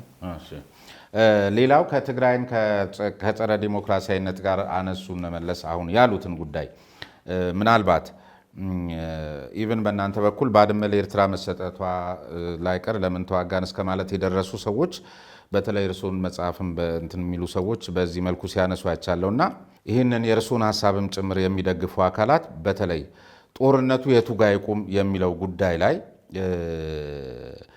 አሰብ የጦርነቱ ግብ አልነበረም አይደለ? የተወረሩብንን መሬት ማስመለስ ላይ ነው መቆም ያለበትና እስከ አሰብ ድረስ የሚለው ነገር አስመራም ሆነ አሰብ የጦርነቱ ግቦች አልነበሩም። ስለዚህ እርሶም እዚህ ላይ ኤርትራን ነፃነት መቀበላችንን ወይም ደግሞ መቀበል የነበረብን መሆኑንም አጠይቀዋልና ግባችን ባልነበረ ሁኔታ ላይ ጉልበት ሲኖረን እንደሱ አይነት አድርጎ ማሰብ መልሶ ያንን አንተ 30 ዓመት ሙሉ ስታገሉት የነበረውን ደርግን መልሶ ወደ ስርዓቱ ማምጣት ያን አስተሳሰብ እንደ መናፈቅ የሚያስቆጥር እንደውም ትምክት ከተባለም እንዲህ አይነቱ የኢትዮጵያዊነት ጨዋታ ነው። ስለዚህ ነፃነቷን በተቀበላችሁበት ሁኔታ በተለይ ለውስጣዊ ጥንካሬዎቻችን ትኩረት ሰጥቶ በዚያ መልኩ ያስታመመው መለስ ለጦርነቱ ለከፈልነው ዋጋ መነሻ ምክንያት ሊሆን አይገባም። ስለዚህ የኤርትራ ነፃነትን እስከተቀበልን ድረስ ግባችን አሰብና አስመራ ነው ብሎ የመንቀሳቀስ ፍላጎት ነው ጸረ ዲሞክራሲያዊነት የሚያሰኘው። እንግዲህ ይሄ በማንኛውም ማዕቀፍ ነው እየተናገርን ያለነው ነገር መነሳት አለበት ይመስለኛል። ይሄ ምንድነው? ኤርትራ ወሮናል፣ ኦልሬዲ ተወረናል። ስትወረር ሉዓላዊነትህ ተደፍሯል፣ የሀገር ጥቅምህ ተደፍሯል፣ ግዛትህ ተደፍሯል። በዚህ ጊዜ የዲሞክራሲ ጥያቄ አይደለም የጦርነት ጥያቄ ነው ያለው እና ይሄን መከላከል የኢትዮጵያ መብት ነው፣ የአንድ ሀገር መብት ነው። እንኳን ተወሮ ዜጎችም ቆይ ልጨርስ። መብት ነው፣ ተወረናል፣ መብት ነው። ከቀደም ዋጋ እንዲያያይዙልኝ ነው ሉዓላዊነት ከሚሉት ኮንሰፕት ጋር መብት ነው። ኤርትራን በቅኝ ግዛት የነበረች ምናምን የሚለውን እንቶና ደግሞ ነፃነቷን ተቀብላችኋል። ነፃነቷን ተቀብላችሁ ስታበቁ የተወረረብንን መሬት ማስመለስና የተደፈረውን ሉዓላዊነት የግዛት የወሰን ያሉትን ከሱ ኮንሰፕት አኳያ ተገቢ ቢሆንም ስለተወረርን መንግስት ገልብጠን መንግስት መስርተን እንመጣለን አሰብን እንወስዳለን የሚል ጥግ ድረስ መሄድ ግን እሱ ትክክል ነው። የጦርነት መርህ ሊሆን ይችላል አይደለም። ምን መሰለህ፣ ይሄ ትክክል ነው። እንግዲህ ጦርነት ውስጥ ከገባህ ሎጂኩ የት የሚቆምበት መንገድ አይቋቋም። እዚህ 5 ኪሎ ሜትር 3 ኪሎ ሜትር እዚህ ነው የምንዋጋው የሚባል ያለም የተቀናቃኝህን ለማጥፋት አይደል የመጣው። ተቀናቃኛችንን ሳይሆን የተወረረብንን መሬት ልናስመልስ ነው እንጂ የመጣው አይደለም። ማን ነው እንደ ይሄ ያደረገ ያለው? ሻዕቢያ ነው እኮ ሻዕቢያ። የሻዕቢያን ተወረረው መሬት አስወግደ ነው እዚያው ቦታው ላይ እንዲቆም። አይሆንም፣ እሱም አይሆንም። ምን መሰለህ፣ ጦርነት ስትሄድ ማለት ነው ጦርነት ነው እዚህ የምናየው። ዋናው ምንጭም እዛ መጽሐፍ ያስቀምጨዋለሁ። ምንጩ የባድመ ጉዳይ አይደለም፣ እሱ ሰበብ ነው። በእኔ አይነት ሰበብ ነው። ዋናው ነገር ኢትዮጵያን ለማፍረስ ኢትዮጵያን ለማዳከም በኢትዮጵያ ላይ ያለ ፖሊሲዎችን ለመጫን እንድንወስን የሻዕቢያ ውሳኔ ፖሊሲ ተቀብለን እንድንወስን ነው ዋናው ምክንያት። ኢኮኖሚያዊ ምክንያት ነው፣ ፖለቲካዊ ምክንያት ነው። ስለዚህ ይሄን ነገር መቀልበስ ነበረብን። መቀልበስ ደግሞ በድንበር ላይ በምታደርገው ጦርነት ብቻ አይደለም። ይሄን ሐሳብ የጠነሰሰውን ኃይል እስከ ማፍረስ መሄድ ትክክለኛ ነው፣ ተገቢ ነው። የመርህ ጉዳይ መሆን ይችላል። ግን እሱ አንዲትን ሉዓላዊ የሆነች ሀገር አንዲትን ነፃ የሆነች ሀገር በዓለም አቀፍ ደረጃ እውቅና ተሰጥቷት የምትንቀሳቀስ ሀገር መሬቴን ወረረች ሰበብም ቢሆን የወረረችውን ከግብ አኳያ ሄዳችሁ ጉልበት ባገኛችሁ ጊዜ እንዲህ እናርግ፣ ጉልበት በሌለን ጊዜ እንዲህ ማለት መልሶ የትግሉን ዓላማ አያስትም ወይ? ይሄን በተለይ በህወሓት ቋንቋ ይሄ አንድ ኢትዮጵያ የሚለው የትምክት ደረጃ ጠባጫሪነትና ሌላ ነገር የሚጎትት ወይም 30 ዓመት የተከፈለበትን መስዋዕትነት እንደማጣጣል አይጣጥልም። ምክንያቱም የጦርነቱ ዓላማና ግብ ነው ማየት ያለብን ይመስለኝ። ኤርትራ እኮ በእኛ ሉዓላዊነት ነው የመጣችው ማለት ሻዕቢያዎች የኢትዮጵያን ሉዓላዊነት፣ የኢትዮጵያን ግዛት፣ የኢትዮጵያን አጠቃላይ እንደ መንግስትም ቢሆን ከተቻላቸው ለማፍረስ ነው የመጡ። ስለዚህ ይሄ በጦርነቱ ሁኔታ ያለው ክስተት እንደ ሉዓላዊነት መዳፈርም መወሰድ ያለበት አይመስለኝም። እንደ ዲሞክራሲም ጥሰት አይደለም። ዓለም አቀፍ ሕግም አያፈርስም። ምክንያቱም በኢትዮጵያ ላይ የተፈጠረው ወራራ የተደረገው ወረራ ምን ይባላል? ይሄ ነገር ይሄ ሕግ ያከበረ ነው እንዴ? ስለዚህ በሕግ አይደለም እኮ እዚህ ጦርነት ውስጥ ከገባ የሕግ ጉዳይ አይደለም ያለው የህልውና ጉዳይ መርህም ከመርህ ጋርም ጭራሽ አይጣርስም። ለምሳሌ በሌሎች ጎረቤት ሀገሮቻችን ዘንድ በእንደዚህ አይነት መልኩ የኤርትራ ጉዳይ ታሪካዊ ጉዳዮችን ከህወሓት ጋር ስላዘለ ምናልባት በዚያ መንገድ ተረድቶት ሊሆን ይችላል እንጂ ከሌሎች ጎረቤት ሀገሮች ጋር በእንደዚህ አይነት መልኩ ግጭት ውስጥ ብንገባ ያንን ጉዳይ ከፈታን በኋላ ሁልጊዜ ጠብ ስላጫሩ ሄዶ መንግስትን እስከ መለወጥ የሚያደርስ እርምጃ መውሰድ ከመርህ አያጣላም። ወይም በዚያ መልኩ እንድንታይ አያደርግም። ዓላማው ነው። እሺ እነዚህ ሀገሮች የጦርነቱ ዓላማቸው ምንድን ነው የሚለው ነው ዋናው ነገር። ማለት አንድ የሆነ የድንበር አካባቢ ለመቆጣጠር ነው ወይስ አጠቃላይ ኢትዮጵያን የማፍረስ እንበልና አሁን ግብጾች የመጡ እንችላለን እርሱ ያሉት እኮ ነው መልሶ። አሁን ኤርትራ ለኢትዮጵያ የነበራት ግምት አሁን እርሱ ያሉት ነው።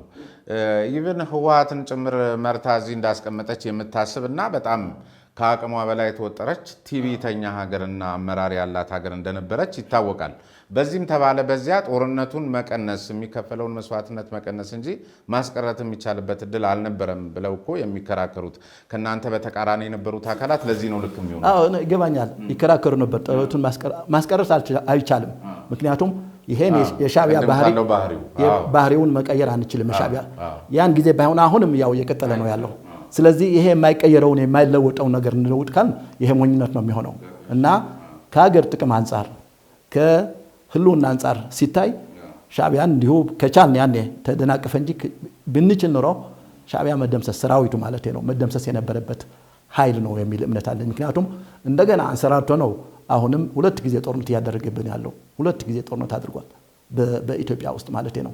አሁንም ያው ከግብጽም ለሌሎችም ፕሮክሲ ሆኖ በእኛ ላይ እና ይሄ ኃይል ባህሪውን ነው ማየት ያለብን። ሱዳን እንደዚህ ያለ ሊኖራት ይችላል ወይ ኬንያ፣ ጅቡቲ ወይ ሌሎች ሀገሮች ሜይቢ ቢያነሱ የድንበር ነገር ሊያነሱ ይችላሉ እንጂ እንደዚህ አጠቃላይ ይህን ለውጭ ህልውናዬ ኢትዮጵያ በማጥፋት ላይ መሰረታል የሚለው ሰርቫይቫል ኢትዮጵያ በማጥፋት የሚል ሐሳብ ይኖራቸው እንደዛ ካሰቡ ግን እነሱም ጋር የሚኖረው ጦርነት እንደዛ ነው። እሺ ሌላው በዚህ ጦርነት ላይ ከነበራችሁ ልዩነት ዋናው ጠላት ድህነት ነው የሚለው የመለስ አስተሳሰብና እናንተ ደግሞ ሻዕቢያ ነው በሚል በተለይ በኢኮኖሚያችን ላይ ባለን የመግዛት አቅም ላይ ብዙ ውዝግብ ውስጥ ገብታችሁ የነበረበት ሁኔታ እንደነበር ነው የምናስታውሰውና ኢቭን የዶላር ክምችታችንን በተለይ በጣም አሟጣችሁ አስታጥቁን በሚል ሁኔታ በተለያየ በመሳሪያ ግዢዎች ከዶላር አኳያ እንደውም ካዝናውን ራቁት ያስቀራችሁት እናንተ ናችሁ። በእናንተ መለስን በምትቃወሙት መካከል በመለስ በኩል ደግሞ ድህነትን ከማሸነፍ ጋር ተያይዞ የሚነሳውና የሰራዊታችንን አቅም ኢኮኖሚያችንን እንደሚሸከመው አድርጎ መዋጋት እያሰፉ እያጠበቡ እንዳቅማችን ማድረጉ የተሻለ እንደነበር ማሳያው ከዚያ በኋላ እናንተ ከለቀቃችሁ በኋላ እቺ ሀገር ያስመዘገበቻቸው የኢኮኖሚ ውጤቶች ናቸው የሚሉ አካላት አሉና ይሄ ድህነት ነው ዋናው የኢትዮጵያ ጠላት የሚለውን ከመለስ ፍልስፍና የሚመነጨውን እንትን እርሶ አያምኑበትም? እኔ አላምንበትም። ምክንያቱም ከዛም ጊዜ ጀምሬ እኔ አላምንበትም ይሄን ነገር። ምክንያቱም ድህነት ክስተት ነው፣ የፖሊሲ ውጤት ነው። አንድ ሀገር መጥፎ ፖሊሲ ሲኖረው አንድ ሀገር ማልማት ሳይችል ሲቀር የሚታይ ክስተት ነው። ክስተትን እንደ ጠላት አታስቀምጠውም። ክስተት ማለት እንዴት በአንድ ጊዜ እኮ አይደለም፣ ተያይዞ ተደማምሮ የሚመጣ ነው። ያን ጊዜ ከነበራችሁበት ሁኔታ አኳያ መለስ በሚከተለው ፍልስፍና እየታየ እድገት በእድገት ቀን በቀን እየታየ ኪስ ውስጥ የሚገባ ኢኮኖሚ እየታየ ነበረ። ፍልስፍናውም የፖሊሲውን ጉዳይ እንደዚያው እየተሻሻለ ነበር። ግን የነበረንን እንትን ደግሞ አሟጦ በመጠቀምና እንደውም ብዙዎች የሚከሷቸው ኤስዩ 25 የሚባል የውጊያ አይሮፕላን ጥቅም ላይ ሁሉ ያለዋልነውን ካዝና አራቁተው ነው የገዙት፣ እንዲገዛ ያስገደዱት። ትክክል ነው። ምን መሰለህ ይሄ ነው እኮ የምልህ፣ ይሄ ነገር ነገሩን ለማድበስበስ የሚነሳ ነገር ነው። ጠላታችን ድህነት ነው የሚለው ነገር ሁሉ ጊዜ አለ። ድህነት ከኛ ጋር ያለ ነው። ድህነትን መለወጥ የምንችለው ትክክለኛ ፖሊሲ ቀርጸን ስንንቀሳቀስ ነው። ግን ደግሞ የኛ አቅም ተዳክሞ በሌሎች ቁጥጥር ስንሆር ደግሞ ድህነት ይባባሳል እንጂ ሊሻሻል አይችልም። ተወረን እያለን አገር ተወሮ እያለ ታምሶ እያለ አይመጣም። ጸጥታ ማለት ከድህነት በፊት መታየት ያለበት የአንድ መንግስትም ስራ መሆን ያለበት የሚመስለኝ የተረጋጋ መንግስት ነው። በአገር ጥቅም አገራዊ ጥቅም የሚባል ዋናው ጉዳይ ነገር ሴኩሪቲ ነው። ሴኩሪቲ ሳታረጋግጥ ምን ትሰራው ነገር ድህነትን ማሸነፍ አትችልም። እየተወጋ እየተወረር ሀብት እየተበዘበዘ በሌሎች ጫና ስር ወድቀ ድህነትን ማሸነፍ አይቻልም። ስለዚህ ይሄ ነገር ዝም ብሎ የማጨረር ጉዳይ ነው እንጂ ኦልሬዲ የተቃጣ እኮ ግልጽ የሆነ የተቃጣ ለመሆኑ ድህነት ቅነሳ የተቀየሰው ስትራቴጂና የተከተልነው ፍልስፍና የፖሊሲ አቅጣጫ እናንተ ጦርነትን መሰረታዊ ነገር አድርጋችሁ ልክ አሁን በሰጡኝ ትንታኔ ልክ የምትመለከቱት አካላት ከድርጅቱ ከወጣችሁ በኋላ በተግባር በውጤት መሬት ላይ ታየ። ስለዚህ ድህነት ላይ የነበረው ዘመቻ ነው በትክክል ተከታታይነት ያለው እድገቶች እንደዚህ ነበረ ሀገሪቷ የተረከባቸው። ቆይ ይሄ ነገር እኛም ይሄ እኮ ሞመንተሙ እኮ እየቀጠለ የነበረ ነው። ሞመንተሙ መጀመሪያ ደርግ በነበር ጊዜ ኢኮኖሚ በጣም አሽቆልቁሎ ነበር። ከዛ በኋላ ነገሮች እየተሻሻሉ ሄደዋል እስከ 5% 6% እና ሞመንተሙ ነው እንደዚህ ያደረሰው እንጂ የተለየ ነገር ስለተሰራ አይደለም። ይሄ አቅጣጫው መጀመሪያም ተቀምጦ የነበረ ነው። ይሄን ስንል ግን አሁንም ቢሆን ማለት ነው አሁንም ቢሆን ወራሪና ጦር ከመጣ ድህነት የታገልነውና እንደፈለገ ያድርገን የሚለው ነገር ግን ጭራሽ የተሳሳተ ነው። በድህነት ሁኔታም ቢሆን የጸጥታውን ስጋት የሴኩሪቲ ስጋት ማስወገድ አለብህ እንጂ ደሃነኝና እጀጣ ጥፌ መቀበል አለብኝ የምትለው አይደለም። አጣጥፈን እኮ የሚል አይደለም። እጃችንን አጣጥፈን እንቀመጥ ሳይሆን ድህነትን መቀነስ በራሱ አቅም ይገነባል። ጠላትንም እኮ ባለን የኢኮኖሚ ልክ ነው። ቀደም ሲል እርሱ ቀይ ባህር ላይ የሰጡት ትንታኔ ላይ ዝቅተኛ፣ መካከለኛ፣ ከፍተኛ ያሉት ባላቸው የኢኮኖሚ አቅም ልክ ተሰልተው ነው። እንደውም ምናልባትም እናንተ በፈጠራችሁት ስህተት ሲንከባለል የመጣው ድህነት ነው ዛሬ ቀይ ባህር ላይ ዝቅተኛ አሰላለፍ ውስጥ የከተተን። ምናልባት ከመለስ እኩል ያን አስተሳሰብ አራምዳችሁ ማስፈንጠሪያ ብታደርጉን የተሻለ አይሆን? ኧረ አይደለም። ይሄ ጭራሽ የተሳሳተ ግንዛቤ ነው የምለው። እኛ ከመሰረት ነው ማለት ያለብን። ኤርትራ ወይም ሌላ ሀገር ኤርትራ የጦርነት ኃይል ነው፣ ሌላም ዓላማ የለውም። የጦርነት ኃይል ነው ማለት ሻዕቢያ ማለት ነው። የጦርነት ኃይል ነው። ጦርነት ነው የሚወልደው የሚያዋልደውም ጦርነት ነው። ለዚህ ኃይል ተመጣጣኝ የሚሆን ካላስቆምክ ልማት የሚባል ነገር ሌላም ነገር የለም። ስለዚህ ያን ነገር ማስቆሙ ትክክል ነበር። ያ ከቆመ በኋላ ነው ደግሞ ያየነው ለውጥም የመጣ ማለት ነው እንጂ ሌላ አይደለም። ስለዚህ የቆመው ያ እናንተ ባላችሁት የሰራዊት አቅምና ወይም ደግሞ የጦር መሳሪያ ግዢና እንትን ሳይሆን እንደ ወቅቱ ኢኮኖሚው እንደሚመጥነው በሚመጥነው ልክ የሰራዊት ግንባታ ስለተካሄደ የመጣ ማስቆምና ድህነቱንም በዚያው ልክ የመጣው ጥያቄ ትክክል አይደለም። ያ እኮ ታዲያ የሰራዊት ተቋም እኮ በጀት ተመድቦለት ነው እኮ እየተደረገ ያለው። እሱማ ነው ግዢውም የጦር መሳሪያ ግዢም ቢሆን የሰራዊት ግንባታ ሁሉ ስላለ ኢኮኖሚው ስለፈቀደ ነው። ያ በጦርነት ጊዜ አይደለም እኮ በጦርነት ጊዜ አይደለም። ያኔ የነበረን ይቻላል ነው እኮ ያልነው። ይቻላል ሰራዊቱ ሞቢላይዝ ማድረግ ይቻላል፣ መሳሪያ መግዛት ይቻላል ብለን ወስነናል። ባለን አቅም ማለት ነው። 8 ወይ 12 8 ሱ አይደለም 27 መግዛት የነበረም ከዛ በላይ አቅም ቢኖርን መግዛት እንችል ነበር። ሶማሊያ ወረራ ላይ የህወሓት አቋም እና አሰላለፍ ምን ነበረ? እዚህ ላይ እንግዲህ ህወሓት እኔ እስከማየው ድረስ ሌሎችም ፓርቲዎች በዛን ጊዜ ያፓም ሁሉም ፓርቲ ማለት ነው የነበሩት ተቃዋሚ ነች የሚሉት የሶማሊያን ወረራ አልተቃወሙም። እኛም አልተቃወምንም። አልፎ አልፎ ሰማለሁ ስብሃት ተቃውመናል ምናምን የሚል እስቲ ማስረጃ ያቅርብ። የትኛው ማስረጃ? በፓርቲም ተሰብስበን አልተቃወምነውም። ስለዚህ ዝም ነው ያልነው። በውስጣችን ጀስት መንግስት ይፍረስልን የሚል እንድምታም ባለው መንገድ ነው የነው እንጂ የሶማሊያ ጦር እንደ ጦርነቱ ተነስቷል በአገር የተቃጣ በአገራችን ጥቅም የተቃጣ ነው ብለን ጦርነትም አላስቆምንም ብቻ ሳይሆን እንግዲህ ስለ ሉዓላዊነት የሚያስብ አካል ወይም ደግሞ አሁን እርስዎ በሚሉኝ ልክ ሉዓላዊነትን በዚህ ደረጃ በኤርትራ ልክ ባስቀመጡት ልክ ምናልባትም ማስቆም ብቻ ሳይሆን ከደርግ ጎንም ቆማችሁ መሰለፍ እንደሚጠበቅባችሁ ነው የሚያሳየው። ነገር ግን ደግሞ አሁን እርስዎ በሚሉት ደረጃ አልነበረም። ህወሓት አድበስብሰውታል። ምክንያቱም እርስዎ ራስዎት ኤርትራ የህወሓት ፖሊት ቢሮ እኔና አሎም ይላሉ በመጽሐፉት ላይ እና ኤርትራ ሳልሄደን የሶማሊያ መንግስት የሰጠና በሻዕቢያ በኩል የተጋጋዘ መሳሪያ ሁሉ ተቀብለናል ብሏል።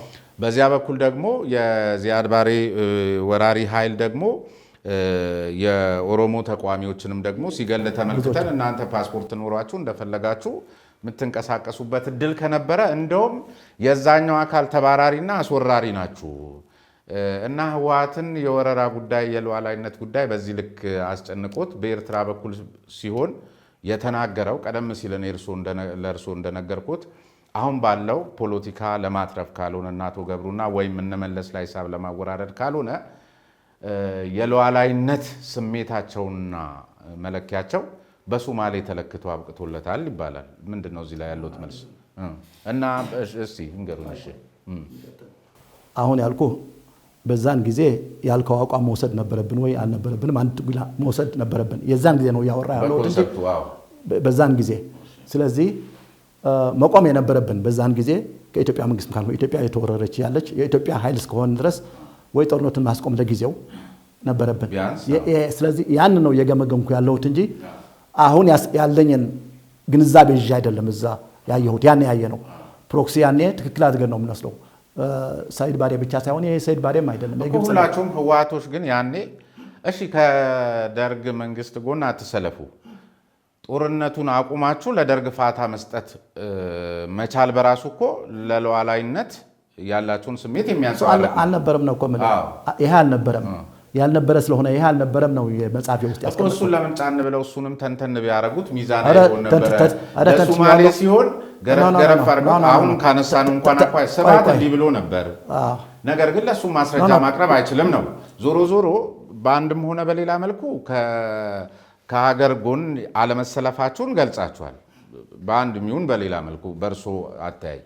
ነገር ግን ደግሞ ልክ በኤርትራ ልክ ተንተን አድርገውት ምክንያቱም ስባት እንዲህ ሲል እኮ እኛ እዛ ነበር ነው።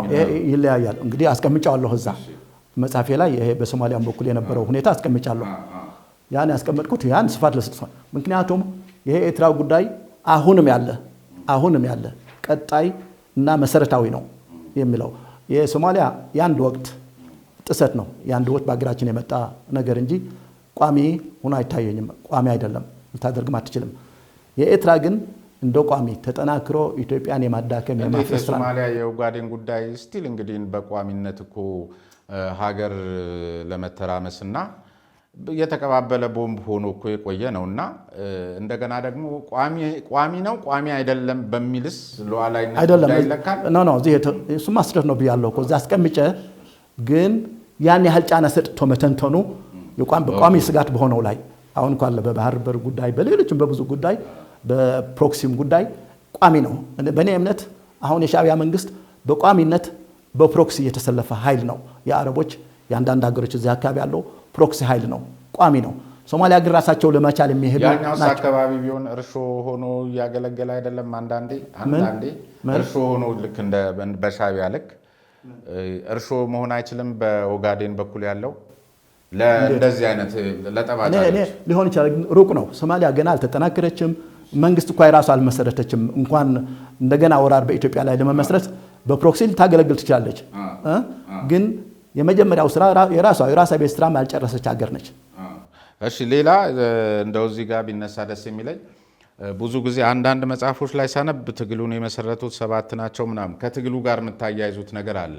ለካቲት 11ን ኢቭን ኢህዴንን ጭምር አስገድዳችሁ ህዳር 11 እንዲያከብር ያደረጋችሁበትም ሁኔታ መኖሩን የተለያዩ ጻፊዎች በተለያየ መልኩ ምናልባትም ከትግል ውስጥ የሚወጡት በሚያነሷቸው ነገሮች ናቸውና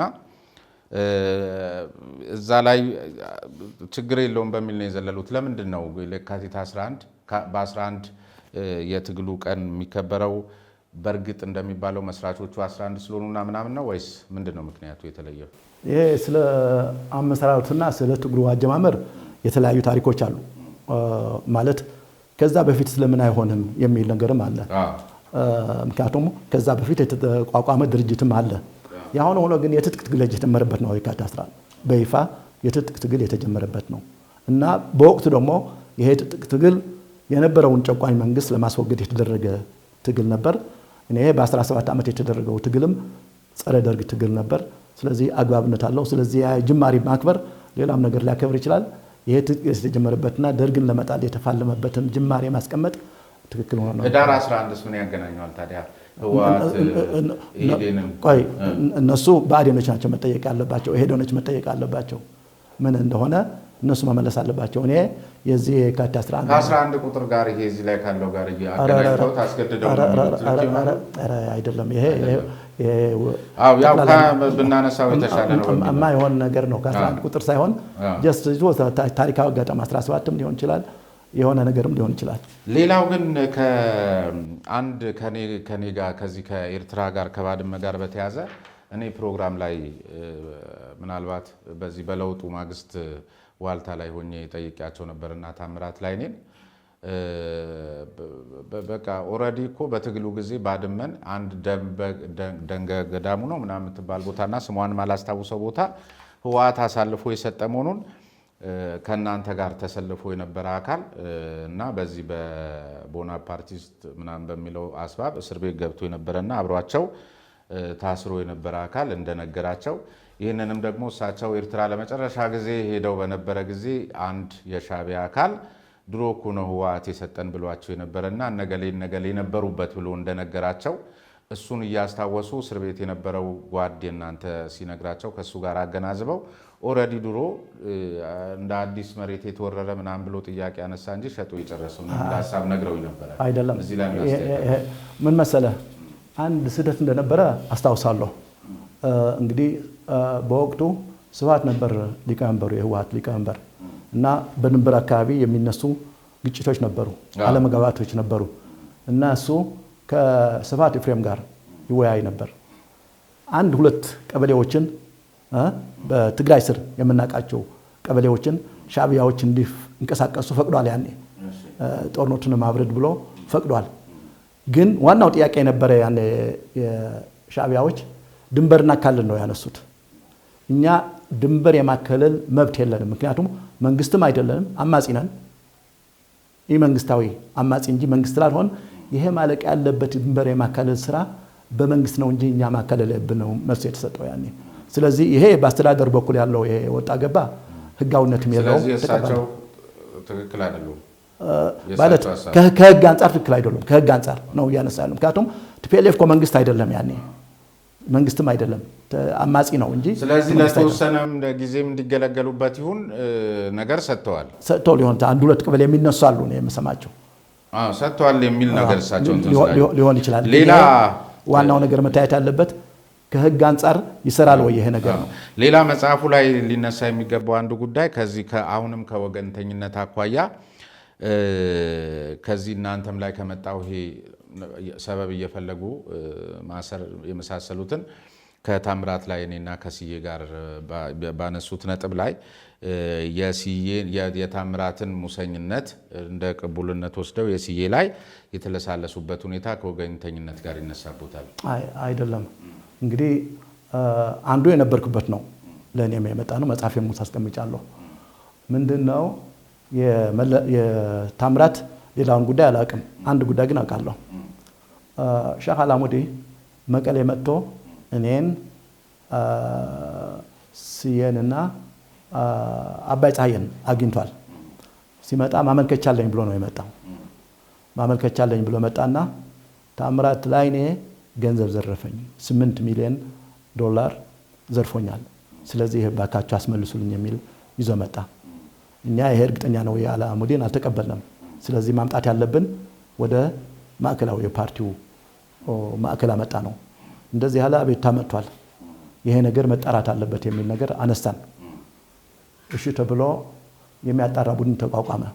ማነው ክንፈ የሚመራው ቡድን ተቋቋመ እና የክንፈ ፋይንዲንግ መሰረት ተደርጎ የተገረቸ ማቃት ፓርት ማለት ነው። ሌላ ከዚህ ከመንገድ ስራም ከፈረንሳዮች ጋር ምናምን የሚል ነገር አለ። እሱን አላውቀውም፣ ግን ፍርድ ቤት አይቶታል። እቺ $8 ሚሊዮን ግን አቅርበ ነው ሪፖርትም ቀርቦልን አዎ መጀመሪያ ገንዘቡ ጅቡቲ ገባ፣ ከዛ በኋላ ወደ ሳውዲም ተሸጋግሯል። ስለዚህ ወጥቷል ከሀገር ውጭ የሚለው ፋይንዲንግ ተገኝቷል ይሄ ጉዳይ። ስለዚህ በዚህ ጉዳይ ሰበብ ነው ብያላየም የስዬ ምንም ማስረጃ አልነበረም። ከፖለቲካው ግርግር ጋር የተያያዘ ነው። እንዲያውም የታምራት እኮ ይሄ ፖለቲካ ሳይጀመር ቀደም ብሎ የነበረ ነው። ግን ለማስረጃው የስዬ ለምሳሌ አሁን ምሎት ፍርድ ቤት የቀረቡበት ወይም ወደ እስር ቤት የቀረቡበትና ለክርክር የተጋበዙበት ምክንያቶች ሌሎችም ሰፊም ቢሆኑ እንኳን እዚሁ መጽሐፉት ላይ ከተጋሩ ተጠቃሚነት ጋር ተያይዞ የትግራይ ሕዝብ የተለየ ጥቅም አያገኝም ምናምን የሚል ነገር አንስተዋል እና አብዛኞቹ ከይፈርት ጋር አያይዘው ለሚያነሱት የተለየ ተጠቃሚነት ባለስልጣኖቹ ወይም የባለስልጣኖቹ ልጆች ካልሆኑ በስተቀር የትግራይ ሕዝብ እንደ ሕዝብ በተለየ ሁኔታ ተጠቃሚ አልሆነም በኢፈርትም ቢሆን የሚል ነገር አንስተዋል። ልክ ነኝ አይደል? አዎ ትክክል። ግን ደግሞ ከኢፈርት ስራ አስኪያጆች መካከል አንዱ ሲዬ ከሆኑ ሲዬና ልጆቻቸው እንደፈለጋቸው ተጠቅመውበታል ብሎ መውሰድ አይቻልም። ይሄ አይደለም።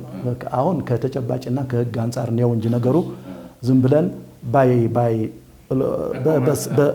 በሎጂክ ይሆናል ብሎ ፍርድ ቤት ቆርቧል። ሲዬ ቀርቦም የሁሉም የኢፈርትም የመንግስትም ሁሉ ተጣርቶ ፍርድ ቤት ያገኘበት ነገር የለም። በዚህ ጥፋተኛ ነህ ብሎ እኮ አልወሰነለበትም እኮ። በዚያን ሰዓት እኮ ፍርድ ቤቱም ምኑም እዚያው በወገንተኝነት ይሰራል ተብሎ የሚታሰብበት ሰዓት ስለነበረ ካልሆነ በስተቀር ህወሓት አካባቢ ያሉ ሰዎችም ከነ ታምራት የተሻለ ለሙስና ተጋላጭነቱም ወይም ማስገዳጅነቱም ኖሯቸው ነው ወይ? ምናልባትስ ወደዚያ ወደ እናንተ አካባቢ አይከፋም ነበር ወይ? እሱን በደንብ አድርገው ለምን ለማየትና ለመመርመር አልሞከሩም?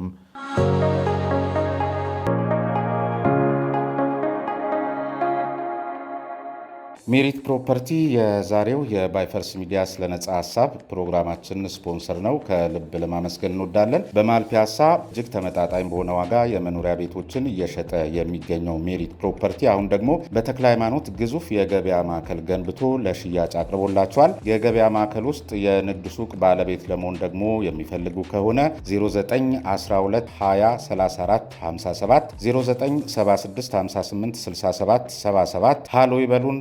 ፈጣን ምላሽ እንሰጣቸዋለን ይላቸዋል ሜሪት ፕሮፐርቲ። በድጋሚ ከልብ እናመሰግናለን። በመሃል ተክለ ሃይማኖት ሲጠበቅ የነበረው ግዙፍ የገበያ ማዕከል ሽያጭ ተጀመረ። በ1.6 ሚሊዮን ብር ቅድመ ክፍያ ከ20 ካሬ ሜትር ጀምሮ ለመኪና መለዋወጫ፣ ለኤሌክትሮኒክስ፣ ለስቶር እንዲሁም ለሌሎች የንግድ አይነቶች ተመራጭ የሆኑ ሱቆችን በመሸጥ ላይ እንገኛለን። ከግራውንድ ፍሎር እስከ 3ኛ ፎቅ ድረስ እንደ ምርጫው ነግዶ ለማትረፍ አሊያም ገዝቶ ለማከራየት ሱቆን ከነገበያው አቅርበንሎታል። እርሶም በአንድ ዓመት የክፍያ ጊዜ ሱቆን የግሎ ማድረግ ይችላሉ። እንዲሁም ፒያሳና አራዳ ፓርክ ፊት ለፊት ባለ 1 መኝታ በ3.6 ሚሊዮን ብርና ባለ 2 መኝታ በ5.8 ሚሊዮን ብር ሙሉ ክፍያ የመኖሪያ ቤቶችን በመሸጥ ላይ እንገኛለን። ለበለጠ መረጃና ለሳይት ጉብኝት ከታች ባለው ቁጥር ይደውሉ። ትንሣኤን በቅድስት አገር ኢየሩሳሌም አብረን እናክበር። መታደል አስጎብኝና የጉዞ ወኪል በልዩ መስተንግዶ ተቀብሎ መንፈሳዊ ሥርዓቱን የጠበቀ ጉዞና ጉብኝት ማዘጋጀቱን በታላቅ አክብሮት ይገልጻል። መታደል ምቾት ባላቸው የጉዞ መኪናዎችና ስመጥር በሆኑ መምህራን በመታገዝ ጌታ የተወለደባትን ቤተልሔም፣ የተንገላታባቸውን 14ቱን ምዕራፎች፣ የተሰቀለበትን ቀራንዮ እንዲሁም ደብረ ታቦርን፣ ቃና ዘገሊላን፣ የኢትዮጵያን ገዳማት፣ ብስራተ ገብርኤልን፣ ገዳመ ቆሮንቶስን ተሳልመው በዮርዳኖስ ወንዝ ተጠምቀው ሙት ባህርን ጎብኝተውና ሌሎችንም ቅዱሳን ቦታዎች ጎብኝተው ከበረከቱ ተቋድሰው በመንፈስ ታድሰው ይመለሳሉ። በልዩ ሁናቴ ሥጋ ወደሙን ለሚቀበሉና ሥርዓተ ተክሊላቸውን ለሚፈጽሙም ልዩ ፓኬጅ ያዘጋጀ ስለሆነ ባሉት ውስን ቦታዎች ከወዲሁ ቀድመው ይመዝገቡ። አድራሻ 22 ጎላጉል ህንፃ 2ኛ ፎቅ ቢሮ ቁጥር 205 ቢ ይምጡ። ለተጨማሪ መረጃም በ0912 64 10 10 ወይንም በ0964 080808 ይደውሉ። መታደል አስጎብኝና የጉዞ ወኪል።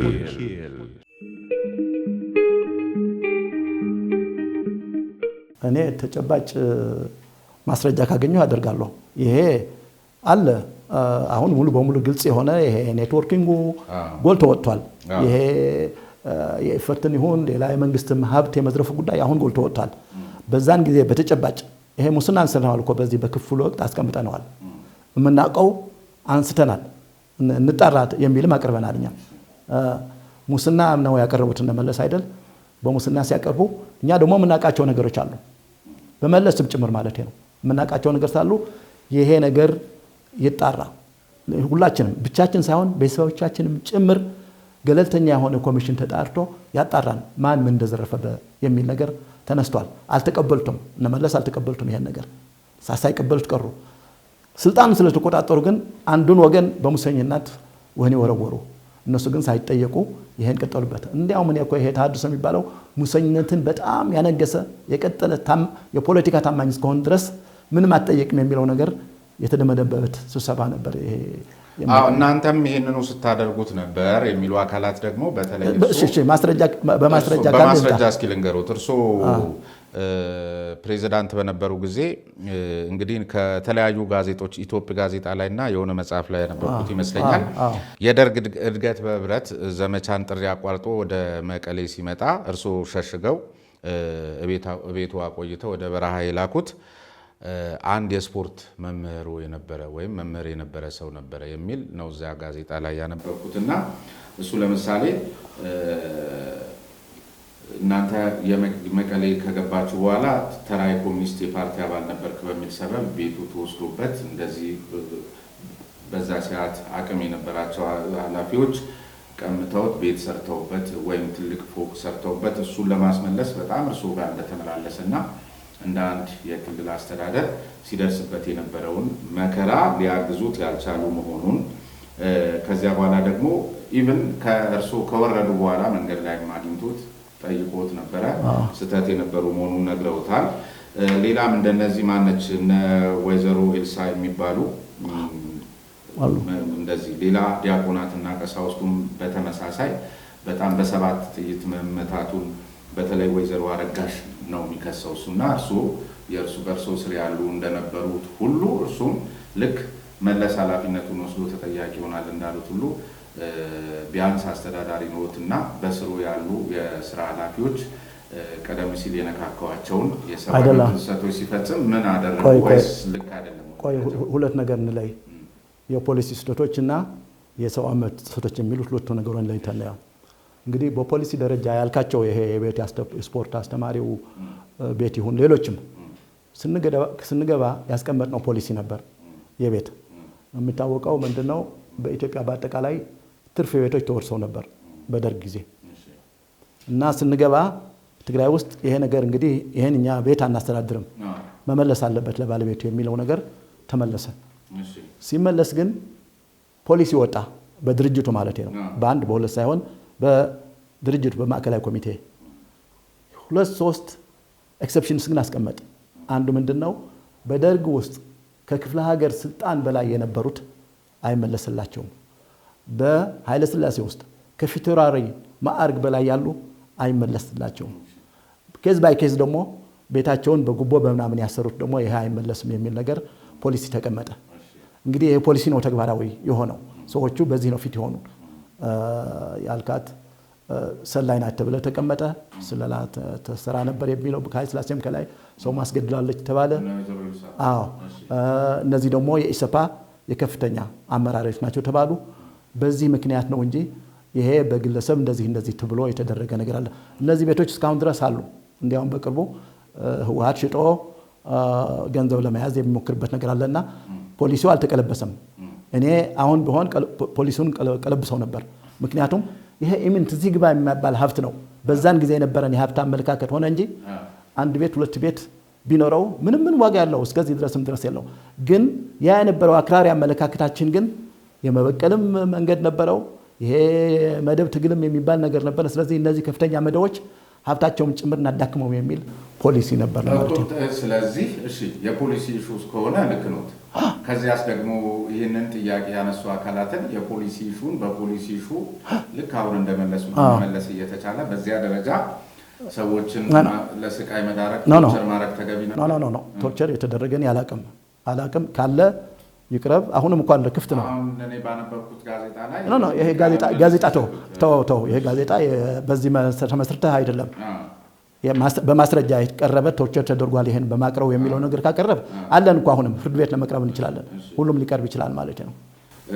ሌላ ከዚሁ ከሰብአዊ መብት ጋር በተያያዘ አንድ የማነሳው ነገር ምንድነው ሳዮናይድ የሚባለውን መርዝ በተመለከተም በተለይ ገብረመድህን አርአያ የተባለ ታጋይ በጻፈው መጽሐፍ ላይ ነው እንትን የሚለው በድርጅቱ የሚፈለገው ሰዎችን ለመግደል የተላኩ ፈዳይ ወይም ነፍሰ ገዳይ ክፍሎች ድንገት ግዳጅ ላይ እያሉ በጠላት እጅ ቢወድቁ ሳይናይድ እንዲሞቱ አቶ ገብሩ ነበር እንደውም ለፈዳያኖቹ ያድላቸው ነበር በሚል ጽፏል።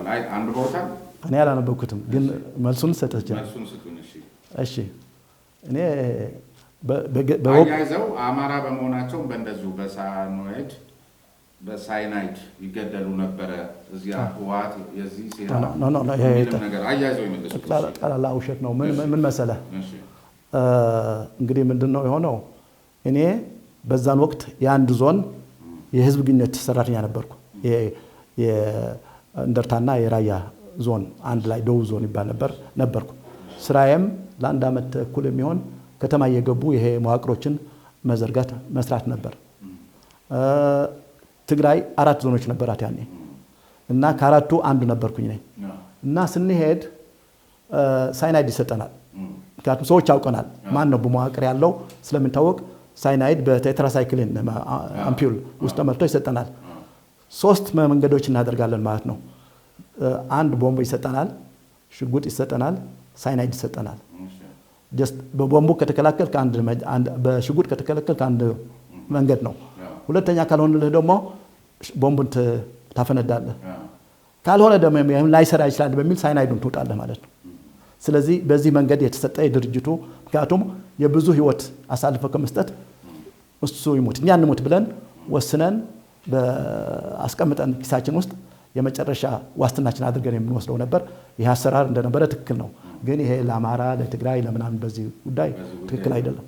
ሌላ አንድ መሰረታዊ ደግሞ መነሳት ያለበት ከመጽሐፉ ያው ሰፊ ነው፣ ሁሉን አንስተን አንችልም። እንደው የሚያነጋግሩና በወቅቱ መጽሐፉ እንደወጣ ብዙዎች ሲያነሱ የነበረውና በተለያየ መልኩ እርሶም ሰምተውት ሊሆን ይችላል ብዬ ገምታለሁ፣ በኮሜንትም በምንም ይደርሶታል ብዬ እሰማለሁ። እና አንደኛው ይሄ በተለይ ከዚህ የትግራይ ሪፐብሊክን በተመለከተ በድርጅት ውስጥ ተነስቶ የነበረው አጀንዳ የሆነ መጠነኛ ተቃውሞ ደረሰበትና በዚያው ተቋጨ። ማኒፌስቶ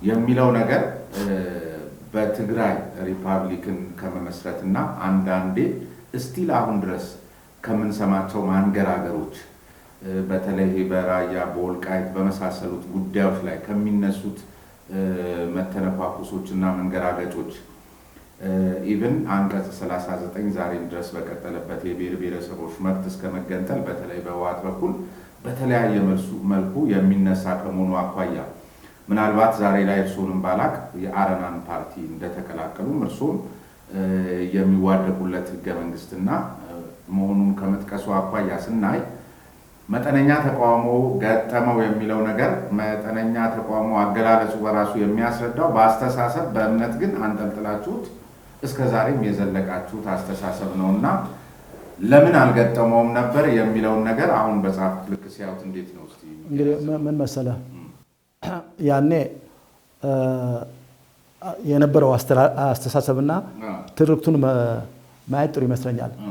በዛን ወቅት ስንከተለው ነበርና ማርክስ ሌኒናዊ አይዲዮሎጂ ነው የሚለው። ይሄ ደግሞ የመደብ ነው፣ በዋናነት የመደብ ነው እና ለመደብ ያደላ አቋም ይኖረናል የሚል ነው እንጂ ብሔር አይደለም ዋነኛው የነበረ።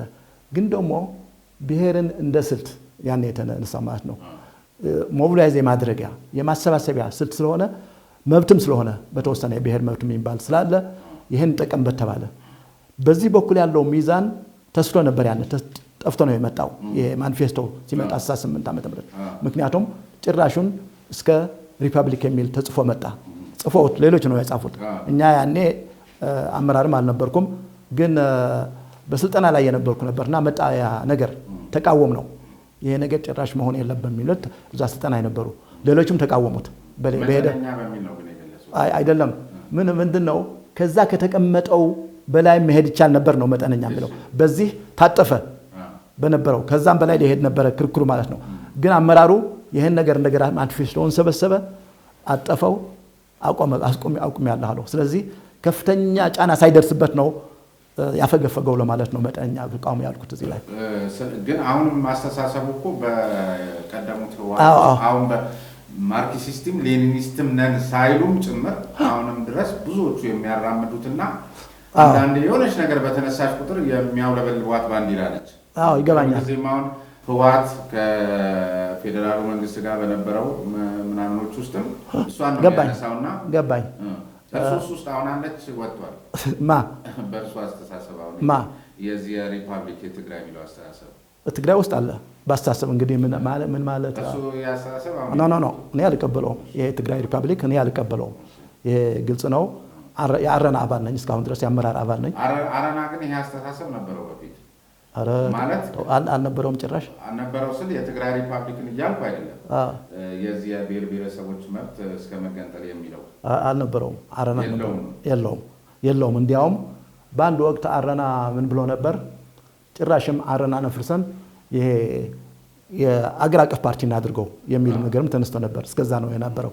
እና ምንድነው አሁን ማየት ያለብን አቤት አገር አቀፍ ፓርቲ አሉንም አረና ክልላዊ ፓርቲ ነው እኮ። ክልላዊ ፓርቲ ተሆኖ ከዚህ አስተሳሰብ ነፃ መሆን ይቻላል ወይ? ይሆናል። ምን አለው? ምን ችግር አለው? እና ምንድነው አሁን መገንዘብ ያለብን የሚመስለኝ ትግራይ ውስጥ ያለው አስተሳሰብ እንግዲህ መሰረቱ ያ ከ50 ዓመት በፊት የነበረው ነው ወይስ አዲስ አስተሳሰብ አላቅም። ግን በትግራይ ልሂቃን ውስጥ የተለያዩ አስተሳሰቦች ተከስተዋል። በተለይ በቅርቡ ባለፉት ይሄ ህወሓት ከዚህ ተገፍቶ ከሄደ በኋላ ጀምሮ አዲስ አስተሳሰብ ተፈጥሯል።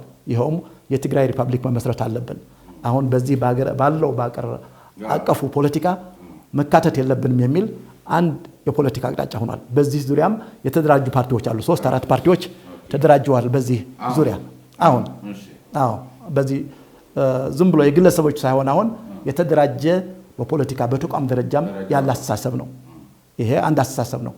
ሌላ ደግሞ ጥቅማችን የሚረጋገጠው ከዚህ ከሌላው የኢትዮጵያ ህዝብ ጋር በመሆን ስለሆነ ይሄ የብሔር መብታችን ሁሉም አይነት የብሔር መብታችን መጠቀም አለበት። ግን ደግሞ ሁለት ነገሮች መሟላት አለባቸው በአረና አቋቋ አመለካከት ማለት ነው።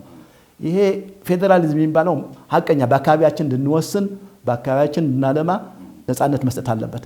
በአገር አቀፍ ደረጃም እውነተኛ የሆነ ተሳትፎ መኖር አለበት የሚል አቋም አለው አረና በአገር አቀፍ። ምክንያቱም አሁን ያለው ፌዴራሊዝም ቅድም ይሁን አሁን እውነተኛ ነው ብለን አናምንም። ምክንያቱም በፓርቲ የሚሽከረከር ነው እንጂ ለህዝቡም የተወ ለህዝቡ ውሳኔ የያዘ አይደለም። ስለዚህ እንደዚህ ያለ አስተሳሰብ አለን። ሌሎች ደግሞ አሉ በኮንፌዴሬሽን መሄድ ይቻላል የሚልም አስተሳሰብ አለ። ስለዚህ እነዚህ የፖለቲካ አስተሳሰባችሁን ታዲያ ወደ መሬት ለምን አልቀየራችሁትም? እስካሁን ያረና ቆይ ትግላችን እሱ ነው እኮ መቀየር ብዙ ጊዜ ይፈጃል መሰል፣ ዝም ብሎ ቀላል አይደለም።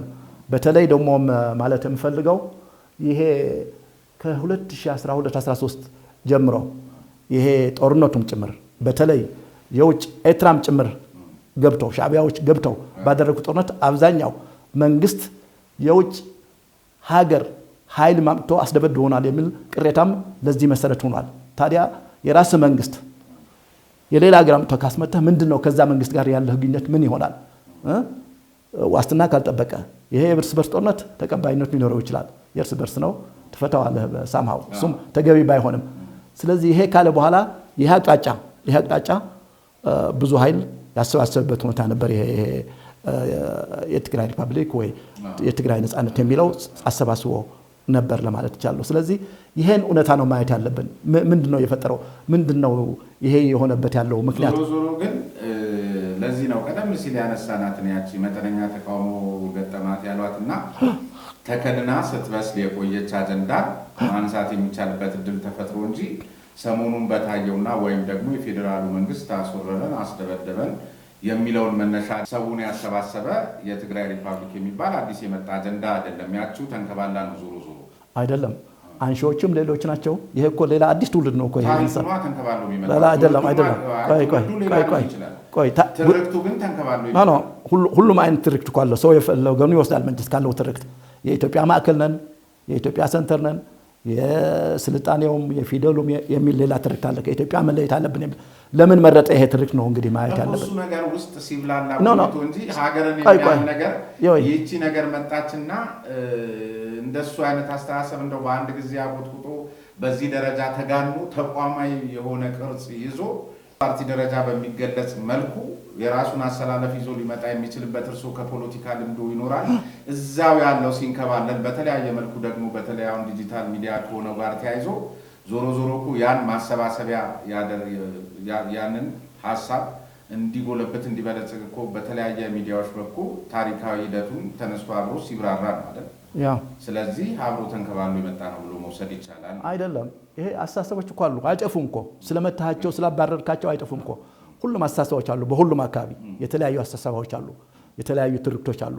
እንግዲህ በምን ሁኔታ ነው አንዱ ትርክት የሚጎለብተው በአንድ ወቅት የሚለው ነገር ነው ማንሳት ያለብን እንጂ በምንድን ነው ከዛ በፊት ለምን አልነበረም እንደዚህ የተደራጀ ያልነበረም። እንግዲህ በቀደም ብሎ እዛ መጽሐፍ ባስቀመጥኩት በ68 ዓመተ ምህረት ግንባር ገድለ ሓርነት ትግራይ የሚባል ነበር።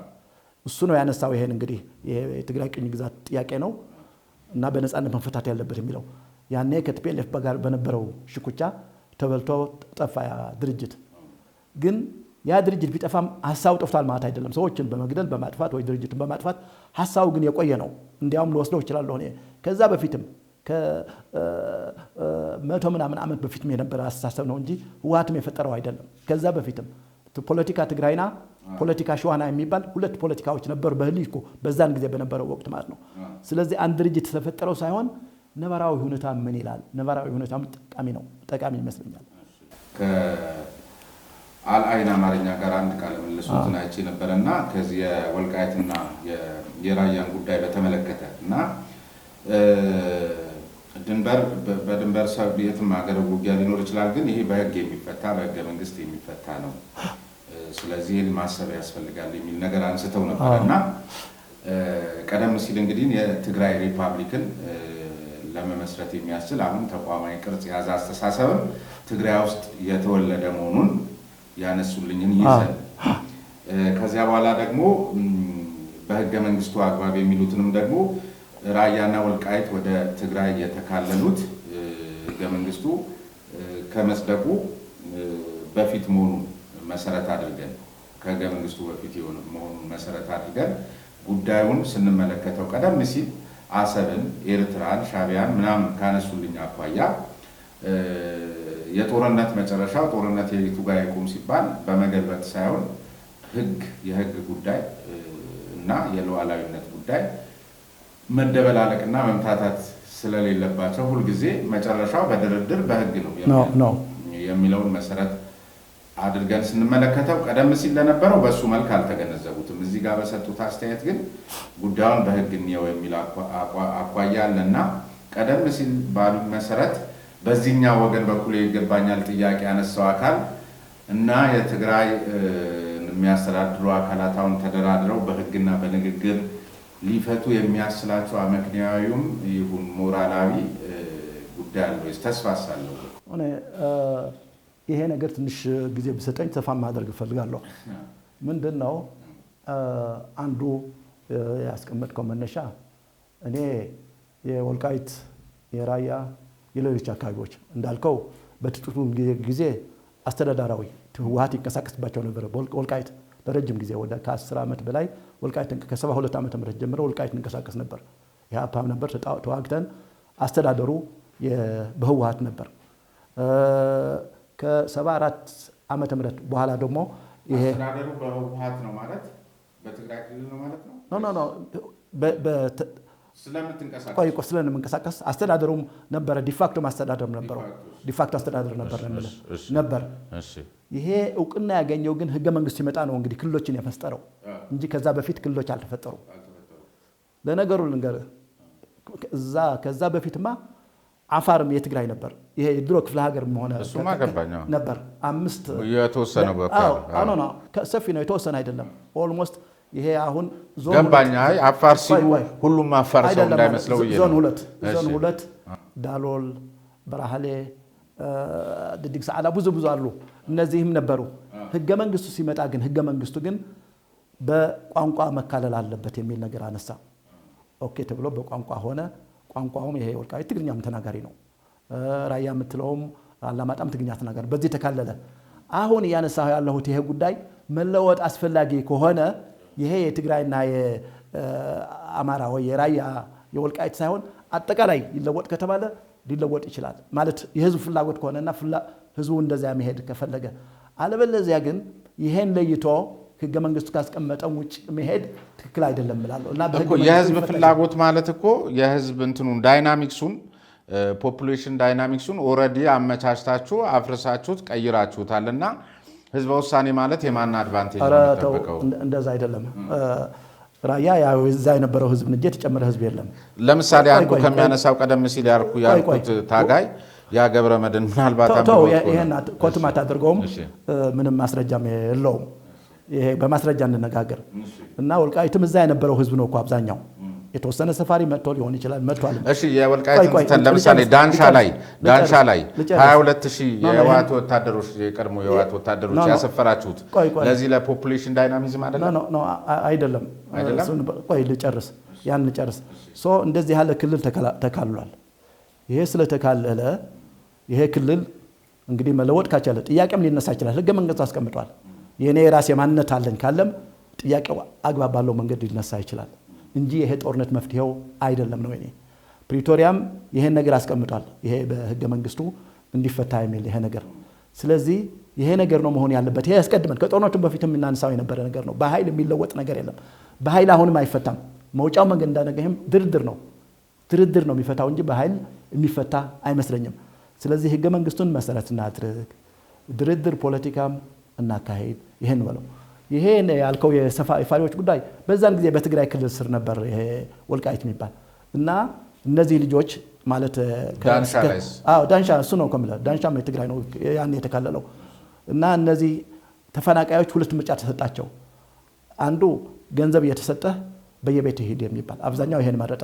የተወሰኑት 2000 ናቸው። በነገሩ ላይ ያን ሁሉ በመቶ ሺዎች የሚቆጠር ህዝብ ሊቀይሩ አይችሉም። 2000 ናቸው። እነዚህ ደግሞ እኛ ቤትም የለንም መሬትም የለንም። ስለዚህ የተሻለ ስፋት የነበረው መሬት ያ ስለሆነ እዛ ሰፈር ናቸው። ይሄ ነው የሆነው እንጂ ይሄ ዲሞግራፊ ለመቀየር የሚባል አይደለም። ሁሉ ሌሎችም አድርገዋል። ያኔ በየአካባቢያቸው በየክልላቸው የኦሮሞም ከምስራቅ ሐረርጌ ወለጋ ኤሊባቡር ላይ አስፍሯል። ይሄ ወለጋ ላይ እና ሰፊ መሬት ያለው አካባቢ ሰፋሪዎችን እና ታጋዮች በዛ መንደር ነው የሰፈሩት። እሺ አሁን ባለው ተጨባጭ ሁኔታ እስኪ ምንድነው የሚታየው ተስፋ ትግራይ ላይ? የትግራይ አንድ ነገር አለ። ትግራይ በራሱ ህወሓት የሚባለው የሽግግር መንግስት ምናምን፣ ከዛ ህወሓት ከፌዴራሉ መንግስት፣ ከዛ ደግሞ ተጋሩ የትግራይ ህዝብ የሚባል ነገር አለ። ከዛ ደግሞ ኤርትራና ደግሞ የፌዴራሉ መንግስት ኤርትራና የህወሓት ሰዎች የሚባል ጉዳይ አለ። ወደብ የሚባል ነገር አለ። እንዲህ ተወጣጥሯል። ምንድን ነው እስኪ የእርሱ አሁን በጣም ዳይናሚክስ የሆነ ጉዳይ ነው ቀጠናው ላይ እና የፌዴራል መንግስት፣ የኢትዮጵያ ህዝብ፣ ህወሓት፣ ጊዜያዊ አስተዳደር፣ የትግራይ ህዝብ በራሱ የክልሉ እንደ ክልል እንደ ኢትዮጵያም ህዝብ፣ ከዚያ ደግሞ ሻዕቢያ የሚባለው አካል ኤርትራ፣ ከዛ ቀጠናው፣ ከዛ ደግሞ አሁን ያለው ዓለም አቀፋዊ ሁኔታ ምንድን ነው? ምን ይታዩታል? ከባድና ውስብስብ ጥያቄ ነው የጠየቀኝ፣ ግን በተቻለ ለመመለስ አሁን እኔ በትግራይ ልጀምርና ትግራይ ያለው ሁኔታ አለ። በ2013 እስከ 2013 15 ጦርነት ነበር። የሁለት ዓመት ጦርነት ነበር። ይሄ በጣም አውዳሚ ጦርነት፣ የትግራይን ህዝብ ያደቀቀ የኢትዮጵያን ህዝብ ያደቀቀ ጦርነት፣ አላስፈላጊ ጦርነት ነው። ያኔም አቋም የሱ ነበር። ከጦርነቱ በፊትም ይሄ ጦርነት ዞሮ የሚቋጨው በጠረጴዛ ነው፣ ሰው ካለቀ በኋላ። አሁን ታይቶ በማይታወቅ ደረጃ ነው እዚህ ህልቀት። በጣሊያን ጊዜ ያን ያህል ሰው አልሞተም። ከጣሊያን ጋር ስንዋጋም ያን ያህል ህዝብ አልሞተም። ፊገሮች አሉ፣ የአድዋ ጦርነትም ከዛ በኋላ የመጣው። ስለዚህ ይሄ ጦርነት ይሄን ያህል ማስከፈል የለበትም በዚህ አካባቢ የሚል አቋም ነበረኝ። አሁንም እሱ ነው። ያኔ ይሄን ሳነሳ ብዙ ሰዎች በዚህ በቲፒኤልኤፍ ትርክት ገብተው ስለነበር፣ እሱ ባቀረበው ትርክት ገብተው ስለነበር፣ አሃዱ መንግስት መጥቷል እንደዚህ ያደርጋል ገብተው ስለነበር በሰዎቻችን ጭምር በቃ ይቃወሙን ነበር። ያኔ ይሄ አይወጣም። ኋላ ፕሪቶሪያ ተፈረመ፣ እንደተባለውም በጠረጴዛ ተፈታ። ከዛ በኋላ አሁን የትግራይ ህዝብ ጦርነት አይፈልግም። ደስ አንድ ለነገር የሚፈልገው የትግራይ ህዝብ ጦርነት አይፈልግም። ግን ደግሞ ጦርነት የሚወስነው ህዝቡ አይደለም። ባልተደራጀበት መንገድ የጦር አበጋዞችና የህወሓት የበላይ አመራሮች ናቸው ጦርነት እየወሰኑ ያሉ፣ ራሳቸውን ለማዳን፣ ራሳቸውን ለማበልጸግ፣ የራሳቸውን ዓላማ ለማስፈጸም፣ ግብ ለማስፈጸም ህዝቡን ወደ ጦርነት፣ ወጣቱን ወደ ጦርነት እየከተቱት ነው ያሉ። አንዱ ይሄ ነው የማየው። እና ይሄ ነገር ህዝቡ አልፈለገውም፣ ወጣቱም ይምን ተዋጊውም የቲዲኤፍ ተራው ተዋጊውም ጦርነት እየፈለገ አይደለም። ስለዚህ እነሱ ግን ጦርነት ፈልገዋል። የምናየው ነገር ነው፣ ግልጽ የሆነ ነገር። በመንግስት በኩልም ይህን ለመቀልበስ በሚል ኃይሉን አሰማርቷል በዚህ በድንበሮች አካባቢ። ስለዚህ እኔ የሚታየኝ በሁሉም በኩል ማለት ነው ባክ ቱ ፕሪቶሪያ እንሄድ። ይሄ ነው እንግዲህ ዋናው ነገር ሊያሳርፈው የሚችል የሚመስለኝ የፕሪቶሪያ በወሳኝነት አልተመለሰም። ሁለቱም የሚለው ነገር ግራም ያጋባው አንዳንድ ጊዜ አንዳንዶቹም ላይ እኔ ዝም ብዬ እንትኑን ሴናሪዮውን ስመለከተው ፕሪቶሪያው ስምምነትም እንዳይፈጸም ሁሉ የመፈለግ ነገር ያለና አድሜ ማራዘሚያም የሚመስል ነገር ስላለ ነው እየተናገረው። ይሄ በግልጽ ለመናገር እንግዲህ በፕሪቶሪያ ማስፈጸም ጉዳይ የተቀመጡ አንኳር ጉዳዮች አሉ። የተፈናቃዮች መመለስ ጉዳይ፣ የአስተዳደሩ መመለስ ጉዳይ፣ መልሶ ማቋቋም ጉዳይ፣ እነዚህ ዋናዎቹ አንኳር ናቸው ለጦርነቱ። ከጦርነቱ በኋላ የፖለቲካ ድርድር አድርጎ የወደፊት መቋጫውን ማስቀመጥ ጉዳይ፣ እነዚህ ሁሉ አልተደረጉም እስካሁን ድረስ። መጠነኛ የሆነ እንግዲህ እኔ እንደተባለው የተወሰኑ መሰረተ ልማቶች ተሰርተዋል። የኃይል መብራት ምናምን፣ የቴሌኮሙኒኬሽን እንደዚህ እንደገና ተቋቁመዋል። ባንኮች ምናምን ተከፍተዋል። ግን ችግሩ ከዛ በላይ ነው አየዋለሁ። ይሄ በጣም በርካታ በተፈናቀለ ህዝብ ከንብረቱ ከቀየው የተፈናቀለ ይሄ የመሬት ክርክር እናንሳውና እንደ ሰው እንደ ዜጋ ማየት ያለብን ይመስለኛል። ቤት የነበረው ንብረት የነበረው ሰው ተፈናቅሏል። በአንድ በዚች ሀገር ነው የተፈናቀለ ያለ። ይሄ ተግባር የህወሓት ብቻ መስሎ አይታየኝም። ይሄ ፌደራል መንግስቱም ይሄን ጠና ብሎ ማስቀመጥ ነበረበት። ራሱ ይሄ መንግስት ሲቋቋም ራሱ ይሄ ጊዜያዊ መንግስት የሚባለው ከህወሓት ነው የተቋቋመው። መንግስት ፈቅዶለት ነው ያቋቋመው አይደል? እኛ ሁሉ ጊዜ አቤት ብለናል። ትክክል አይደለም። ሁሉን ያካተተ ይሄን ያስቀር ይችል ነበር። መቼስ ከህወሓት ሞኖፖሊ ሊያወጣው ይችል ነበር የሚላለኝ። እዛ ያሉ ፓርቲዎችም አቋማቸው የሆነም ይሁን በዚህ ገብተው ቢኖር ኖሮ እንደዚህ ፒኤልኤፍ በፈለገው መንገድ አይሄድም ነበር። ስለዚህ የምለው ነገር መንግስትም ግዴታውን አልተወጣም የሚል አመለካከት አለ። እንግዲህ በሚዛን ስታየው ዋናው ነገር ጦርነት የጫረና ጦርነት የቀጠነስ ያለው ፒኤልኤፍ ነው። እዚህ ላይ ግን መንግስትም ግዴታውን አልተወጣም በዚህ አካባቢ የሚል የጸና አቋም ግን አሁን ህወሓት ከሚያደርገው ወይም እያደረገ ነው ከሚባለው ነገር አኳያ መንግስት ደግሞ አንዳንድ ጊዜ ከነበረበት ካሳለፈው ጦርነትም አኳያ ህወሓትም ያው የለመደው እንግዲህ ህዝብ ውስጥ የመወሸቅና ህዝቡን የማነሳሳት እንደመሆኑና የሱን ትርክት የተቀበለም በቅንነት ማአት ሰው ስላለ አብሮ የአደጋው ሰለባ በሚሆንበት ጊዜ ደግሞ መንግስት ላይ ሊመጣ የሚችለው ባክፋየር የሚሆኑ ነገሮችም አሉና ህዝቡ እንደ ህዝብ ህወሓት ላይ ተጽዕኖ ማድረግ የሚችልበት እድል የለም። እሱ ነው የተደረገ ያለው አሁን ማለት ፓርቲዎችም ምን ሰራችሁ ብለን ነበር ቅድም ተጽዕኖ እንዲፈጠር ጦርነት አሁን ኮን በእነሱ ሳይ ቢሆን ኖሮ ድሮ ጀምረውት ነበር ይሄ ጦርነት እስካሁን ድረስ የቆየውም ከውስጥም ከራሳቸውም አይታል ሰልፎች ወጥተዋል ኮትሌፎች እኛ የ80 ዓመት አዛውንት እንኖር ብለን የ20ዎቹ መሞት የለብንም የሚል መፈክራን ተሰልፈዋል። ጦር ራሱ የጦር አባላት ማለት ነው። ህዝቡም እንደዚሁ እኛ ወደ ጦርነት አንጋም እና ተጽዕኖ ስላለ ነው እስካሁን የቆየ ያለው። ይሄ ሆኖ ግን መንግስት መርዳት አለበት በዚህ ጉዳይ። አሁን የምታየው ነገር እኮ አለ። ባጀት ቆሟል። እንግዲህ ይገባኛል ባጀት የቆመበት አግባብ ይጠቀሙበታል ለጦርነት ከሚል ነው። ግን ደግሞ ይሄ ሲቪል ሰራተኛ የሚያገኝበት መንገድ ማየት አለበት። ትምህርት እንዳይቋረጥ፣ ጤና ግልጋሎት እንዳይቋረጥ፣ ሌላቱም በዚህ ራሱ በሚቆጣጠረው ስልትም መሄድ ነበረበት የሚላለኝ። ግን እንደዚህ ተቆርጠው ነዳጅ ምናምን እየተቋረጠ ነው ያለው። ስለዚህ በዚህም እየተጎዳ ያለው ጦርነት ከተመረቱ በመለስም እየተጎዳ ያለው ህዝብ ነው። ስለዚህ ይሄ በመንግስት በኩል መፈታታት መታየት ያለባቸው ነገሮች አሉ። በዛ በኩል ግን ቆርጦ ተነስቷል። አሁን ጦርነቱ ታየዋለህ ሰፍቷል። ቅድም ያነሳኝ እንደ ድሮው ድሮም ቢሆን የውጭ ኃይሎች ገብተውበታል። እንዲያውም አሁን ጠላቴ ነው ለሚለው ሻዕቢያ በተለይ የትግራይ ህዝብ የመፈንጫ የመሆን እድሉ የባሰ አይሰፋም። ገብቷል። እኔ በምንም መንገድ የውጭ ኃይል መግባት የለበትም። ድሮም ቢሆን ሻዕቢያ መግባት አሁንም ህወሓት አብሮ ታበራ። ቆይ እሱ እምነት የላቸውም።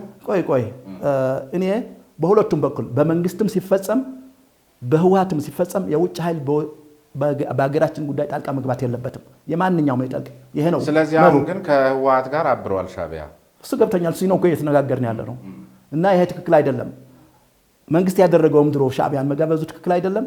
የውጭ ኃይል በሀገር ውስጥ ለማለት ህወሓት ደግሞ አሁን ከዛ በባሰ በከፋ ነው። መንግስት ግን እኮ አልጋበዝኩም ነው የሚለው እስካሁን ወይም አልገባም የውጭ ኃይል ነው የሚለው። ይሄ ስምምነቶችን እናውቃለን። ብዙ ነበር እኮ ይሄ ነገር ተው አይ መንግስት የሚለውን ነው እንግዲህ መንግስት ይላል። እሱማ ሁሉ እኮ ዲፈንድ ማድረግ ይሞክራል። የሆነ ሆኖ አሁን ያለውን ነይና ይሄ ነገር ከአካባቢ ከእርስ በርስ ጦርነት ወጥቶ የውጭ ኃይሎችም የተሳቡ ሱዳኖች አሉ፣ እዚህ ሻዕቢያ አለ፣ ግብፅም አለ፣ ይሄ ያለ ጥርጥር። ስለዚህ ህወሓት አሁን እየተመለከተ ያለው እነዚህ ኃይሎች ከጀርባዬ ስላሉ አጥቅቼ አገርን ማፍረስ እችላለሁ፣ መለወጥ እችላለሁ፣ ደግሞ ከፋኖ ጋርም ተስማምቻለሁ እያለ ነው በግልጽ ነው እየተናገረ ያሉት። ሊሆን ይችላል። በእርሶ ግምት ለምን አይሆንም? ሊሆን የሚችልበት ፖለቲካዊ መግፌ አለ ብለው ያስባሉ እርሶ? አይደለም። አሁን ምንድነው ያለ መሰለህ ከነበሩበት ህወሓት እና ፋኖ የሚባለው ኃይል ቀደም ሲል ብሔራቸውን ወክለው ወይም በቀደመው ጦርነት ላይ ከነበራቸው አሰላለፍ አኳያ አሁን ፋኖና ህወሓት አብረው መሰለፍ የሚችሉበት እሺ ካለ ደግሞ ምንድነው አካባቢው ላይ ሊፈጥር የሚችለው መጨረሻው ግቡ? አሁን ትንታኔው ተለውጧል።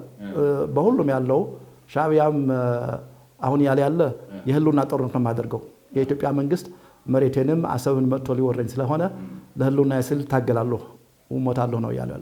ህወሓትም የህልውና ነው ብሎ ፋኖም የህልውና ነው ያለው፣ ሁሉም ህልውና ነው ያሉት። እንግዲህ እዚህም ያሉት የሚከተሉት ስልትም ከዚህ አንፃር እንደገና ቀይሰውታል። እንደገና አስተላለፍ ተቀይሯል። ምክንያቱም የህልውና ስለሆነ ከማንም ከሰይጣንም ጋር ቢሆን አብረህ መዋጋት አለብህ የሚለው ነገር ነው ያስቀመጡት። ይሄ ትክክል አይመስለኝም፣ አይሆንም። ምክንያቱም የወደፊት አቅጣጫ እንግዲህ አገር አለን። ይሄ ከተበተነ ምንም ፋይዳ የለም። አገር ከጠፋ ከደቀቀ ህዝብ ካለቀ ከዛ በኋላ የምታገኘው ነገር የለም። እኔ በመሰረቱ በአሁኑ ጊዜ በጦርነት የሚፈታ ነገር የለም እላለሁ። ጦርነትም እንደ ወሳኝ መፍትሄ አልወስደውም። ድርድርና ፖለቲካ ነው መሆን ያለበት የሚል ነው ያለኝ አቋሜ። እሺ፣ ግን የክልሉ ወይም ያው ማህበራዊ መሰረታችሁ አብዛኞቻችሁ ያው የትግራይ ህዝብ ነው። ምንድነው ችግሩ? ገብቶኛል። አይ ስለዚህ ማህበራዊ መሰረታችሁ ሌሎቹንም ፓርቲዎች ማለት ነው አረናን ጨምሮ ማን ነው ይሄ ስምረት፣ ሌሎችም ቀደም ሲል የጠቀሱልኝ በርከት ያላችሁ ፓርቲዎች አሁን ማህበራዊ መሰረታችሁ የሆነው የትግራይ ህዝብና ትግራይ ባሉበት ሁኔታ ላይ ይህን ችግር ለማስወገድ እንኳ ሲባል እናንተ ልዩነታችሁን አቻችላችሁ አንድ ሆናችሁ ህወሓትን ሊፋለም የሚችል ጉልበት አታውጡ? ሞክረናል። አሁንም የሞከር ነው ያለው ይሄ ነገር። ከአሁን በፊት ኪዳን የሚባል ነበር የሶስት ፓርቲዎች ስብስብ ህወሓትን የሚፋለም ማለት ነው። አሁንም እንቅስቃሴ የሚባል አለ፣ የትግራይ እንቅስቃሴ ለለውጥ የሚባል አለ። 5 ፓርቲዎች የሚሆኑ አሉት። እነ ጻድቃንም ሌሎችም ያሉበት አለ። ስለዚህ ተጽዕኖ ለማሳደር እየሞከር ነው ያለ ነው። ግን ደግሞ የኛ አቅምና የነሱ አቅም ማየት አለብህ። እነሱ ከጀርባቸው ማን አለ? ማን ነው ያለው? ከጀርባቸው ሻዕቢያን ይዘዋል፣ ከጀርባቸው ግብፅን ይዘዋል፣ አልቡርሃንን ይዘዋል። ሳዑዲም ጭምር አለችበት በገንዘብ የተረዳለች። ስለዚህ ይሄ ነገር ከኛ አቅም በላይ ነው። ይሄ ጦር አይደለም። ይሄ ፖለቲካ ተጽዕኖ ነው መፍጠር የምንችለው። በዚህም እንቅስቃሴ ያደረጉ ነው። ፖለቲካ ተጽዕኖ ያደረጉ ናቸው ፓርቲዎች። ኦልሞስት ራሳቸው የፈጠራቸው 3 ተፈራርመናል የሚሉ ፓርቲዎች ካልሆነ በስተቀር መንግስትስ የኢትዮጵያ ፌዴራላዊ መንግስት ለእናንተ አቅም መሆን አይችልም? እኔ ያላየሁም። አሁን እነሱ ላይ ከሚያቀርበው ክስ አኳያ ጠባጫሪዎች ናቸው ጽምዶ እያሉ ከሻዕቢያ ጋር ምናምን እያለ ከሚያነሳው ይሹ አኳያ የእናንተ አቅም መሆን መቻል አለበት። ምን መሰለህ የራሳችንን ብቃት አለን። እንግዲህ እኛ ብቻ እኮ አይደለንም ይሄን የተቋሙ ያለው ከሰራዊት መጥተው የሐራ መሬት የሚባል አለ፣ ነፃ መሬት የሚባሉም አሉ ኃይል እነዚህም አሉ። ስለዚህ እነዚህም የሚሰሩት ስራ ያመት ዲተር የማድረግ ነገር የማስቆም ጉዳዩ ለጦርነት ሳይሆን የማስቆም ጉዳይና ከሁሉም ጫና እየመጣ ነው በአንድ በኩል በሌላ በኩል ማለት ነው። መንግስትም የራሱ ነገር አለው። መንግስት ከዚህ ጋር ተደርበን ሳይሆን የምናደርገው በራሱ መንገድ ይሄ የሀገሪቱን ሉዓላዊነትና ጥቅም ለማስጠበቅ የሚያደርገው ነገር ይኖራል። ግን የኛ ተግባር እንደ ፖለቲካ ፓርቲዎች እና ትጥቅ ያላልን ፖለቲካ ፓርቲዎች ህዝቡን ያነቃን ወደ ጦርነት እንዳይገባ እንዳይማገድ ለነዚህ ፖለቲኮ ሚሊተሪ ኃይሎች መሳሪያ ሆኖ እንዳያገለግል ማድረግ ነው እኛ የምናደርገው። የመጨረሻ ጥያቄ አንድ እርሶን አግኝቶ መታለፍ የሌለበት ስለዚህ እንግዲህ መንገዱ በዚህ በፋኖ በኩል ወር በህወሓት በኩል ምናምን ነው የአሰብ ኢሹ የባህር በር ወይም የወደብ ቀደም ባለው አረጋት ፍላጎታችን መሆን ያለበት የባህር በር ነው በሚለው ከዛ ደግሞ አሁን እዚህ ጋር ያነሳነው እርስ በርሳችን የመንግስት ፍላጎት አለ። ምን ይታዩታል? ተስፋው ይሳካልናል? እኔ መንግስት ሳያነሳን በፊት ይሳካል ብዬን በፕሮግራማችን አስቀምጠናል። የአረናን ፕሮግራም ካየህ ይሄ ነባራዊ ሁኔታው ነው። ቆይ በህልም አይደለም። አሁን ቀደም ሲል ያሉት ወደዛ የህወሓቴ ምናምን ይዘነሽ እመጣለሁ፣ ወደዛ እመጣለሁ። ስለዚህ እኔ ሁሉ ጊዜ ይቻላል። አሁን ደግሞ ቅድም ያነሳ ነው መጀመሪያ አለ በዚህ በቀይ ባህር አካባቢ አዲስ አስተላለፎች እየተፈጠሩ ነው። ይህ አዲስ አስተላለፍ እንዴት እንጠቀምበት የሚለው ነገር ትልቅ ጉዳይ ነው። እንዴት እንጠቀምበት? ይሄ ጥፋትን ብቻ አይደለም ማየት ያለብን፣ ጥቅምም ሊያመጣ ይችላል። ይህ አስተላለፍ አሁን አየን አይደል? እስራኤሎች መጥተዋል ወደ ማነው በርበራ ወደ ሶማሌላንድ እዛ መጥተዋል። ኤሚሬቶችም እዛ አሉ፣ ሌሎች ኃይሎችም የምናየው ይሄ የዲፕሎማሲ አዙሪቱ እዚህ የምናየው እኮ የነዚህ ሁሉ ውጤት ነው። ስለዚህ አዲስ ኃይል አስተላለፍ ትላልቅ ኃይሎች ደግሞ አሁን የባህር በር አይገባቸውም የሚል ነገር ያነሳ ነገር የለም። ሊካሄድ ይችላል። አሁን እኮ ማነው እንኳን እኛ ኃይል ይሄ ሁሉ ህዝብ ኑሮን ጀስት 10 ሚሊዮን ያላት ማነች ያኔ 6-5 ነበረች መሰል በ1965 ዓ.ም ጆርዳን ከማነው ከሳውዲ ጋር ተደራድራ ጋልፍ ኦፍ አካባቢ አግኝታለች። እሷ 7000 ካሬ ሜትር መሬት ሰጠች፣ ሳውዲ ደግሞ 5000 ካሬ ሜትር ሰጠቻት። ወደ ባህር ገባች። ሁኔታው ስለተመቻቸ ማለት ነው አስገቧቸው። እኛም እንደዚሁ ጥያቄያችን ተዳፍነው አይቀርም። እንዲያውም ትላልቁ ኃይሎችም አይቃወሙትም፣ ቢያንስ አይቃወሙትም። ሉዓላዊነት የደፈራቸው ነው ብለው አይቃወማትም። ግን በቅጡ መያዝ አለበት የሚል አስተያየት አለኝ። መጀመሪያ ይሄ የምንለውን ቅድም ያነሳሁት የመጀመሪያውን ደረጃ የወደብ ተጠቃሚነታችን ማረጋገጥ፣ ከዛም ቀጥሎ በጣም በዲፕሎማሲውም በሌላም በኩል መስራት ያለብን ይመስለኛል። ይሄ ደግሞ የኃይል አሰላለፉ ስልቶቹ፣ ስትራቴጂዎች ሁሉ በደንብ ተቀምረው እኔ ይመጣል የሚል ነገር አለኝ። ያለ ምንም ብዙም ሜይቢ የጊዜው ነገር መናገር አልችልም፣ ግን ይመጣል የሚል ተስፋ ነው ያለኝና መንግስት ግን ቁርጠኛ ነው ወይ በዚህ ጉዳይ ላይ? እንግዲህ የድርጅቶች ወይ ደግሞ የተቃዋሚዎች ሀሳብ የነበረ አሁን የመንግስት ሀሳብ ሆኗል። ይሄ ካለ ስሬስሊ ዲፓርትመንትን መቋቋም አለበት። ለዚህ ለራሱ የሆነ መሰራት ያለበት ይመስለኛል። ስለዚህ ኦፍኮርስ ወደ ጦርነት መገባት የለበትም፣ ይሄ አምናለሁ። ከጦርነት በመለስ ያለው እንቅስቃሴዎችን ማድረግ አለበት ይላል። ያው ሉዓላዊነትና ዲሞክራሲ በኢትዮጵያ ሰፊ ፖርሽን ነው። ከዚያ አረና የሚባል አለ። ያው ኢትዮጵያ፣ ትግራይ መዓት ነገር ነው የዳሰስ ነው።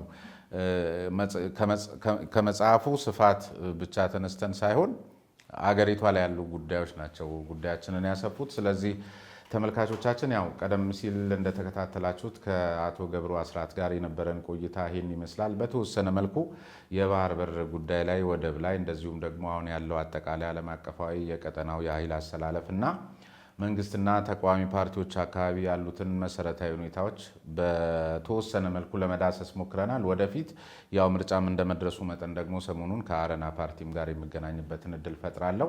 ከዚያ ባሻገር ደግሞ የዚህ የባህር በር ፍላጎታችን ገፋ እያደረገ ሲሄድና የቀጠናው ሁኔታ መለዋወጥ የሚያመጣቸውን እድሎችና ስጋቶችን መነሻ አድርገን መልሰን እሳቸውንም ወይም ደግሞ በእሳቸው ደረጃ በዚህ ጉዳይ ላይ ሰፋ ያለ እይታ ያላቸውና በወቅቱ ከኤርትራ ጋር በነበረን ግንኙነት ላይም የላቀ ሚና ያላቸውን ሰዎች ለመጋበዝ እሞክራለሁ።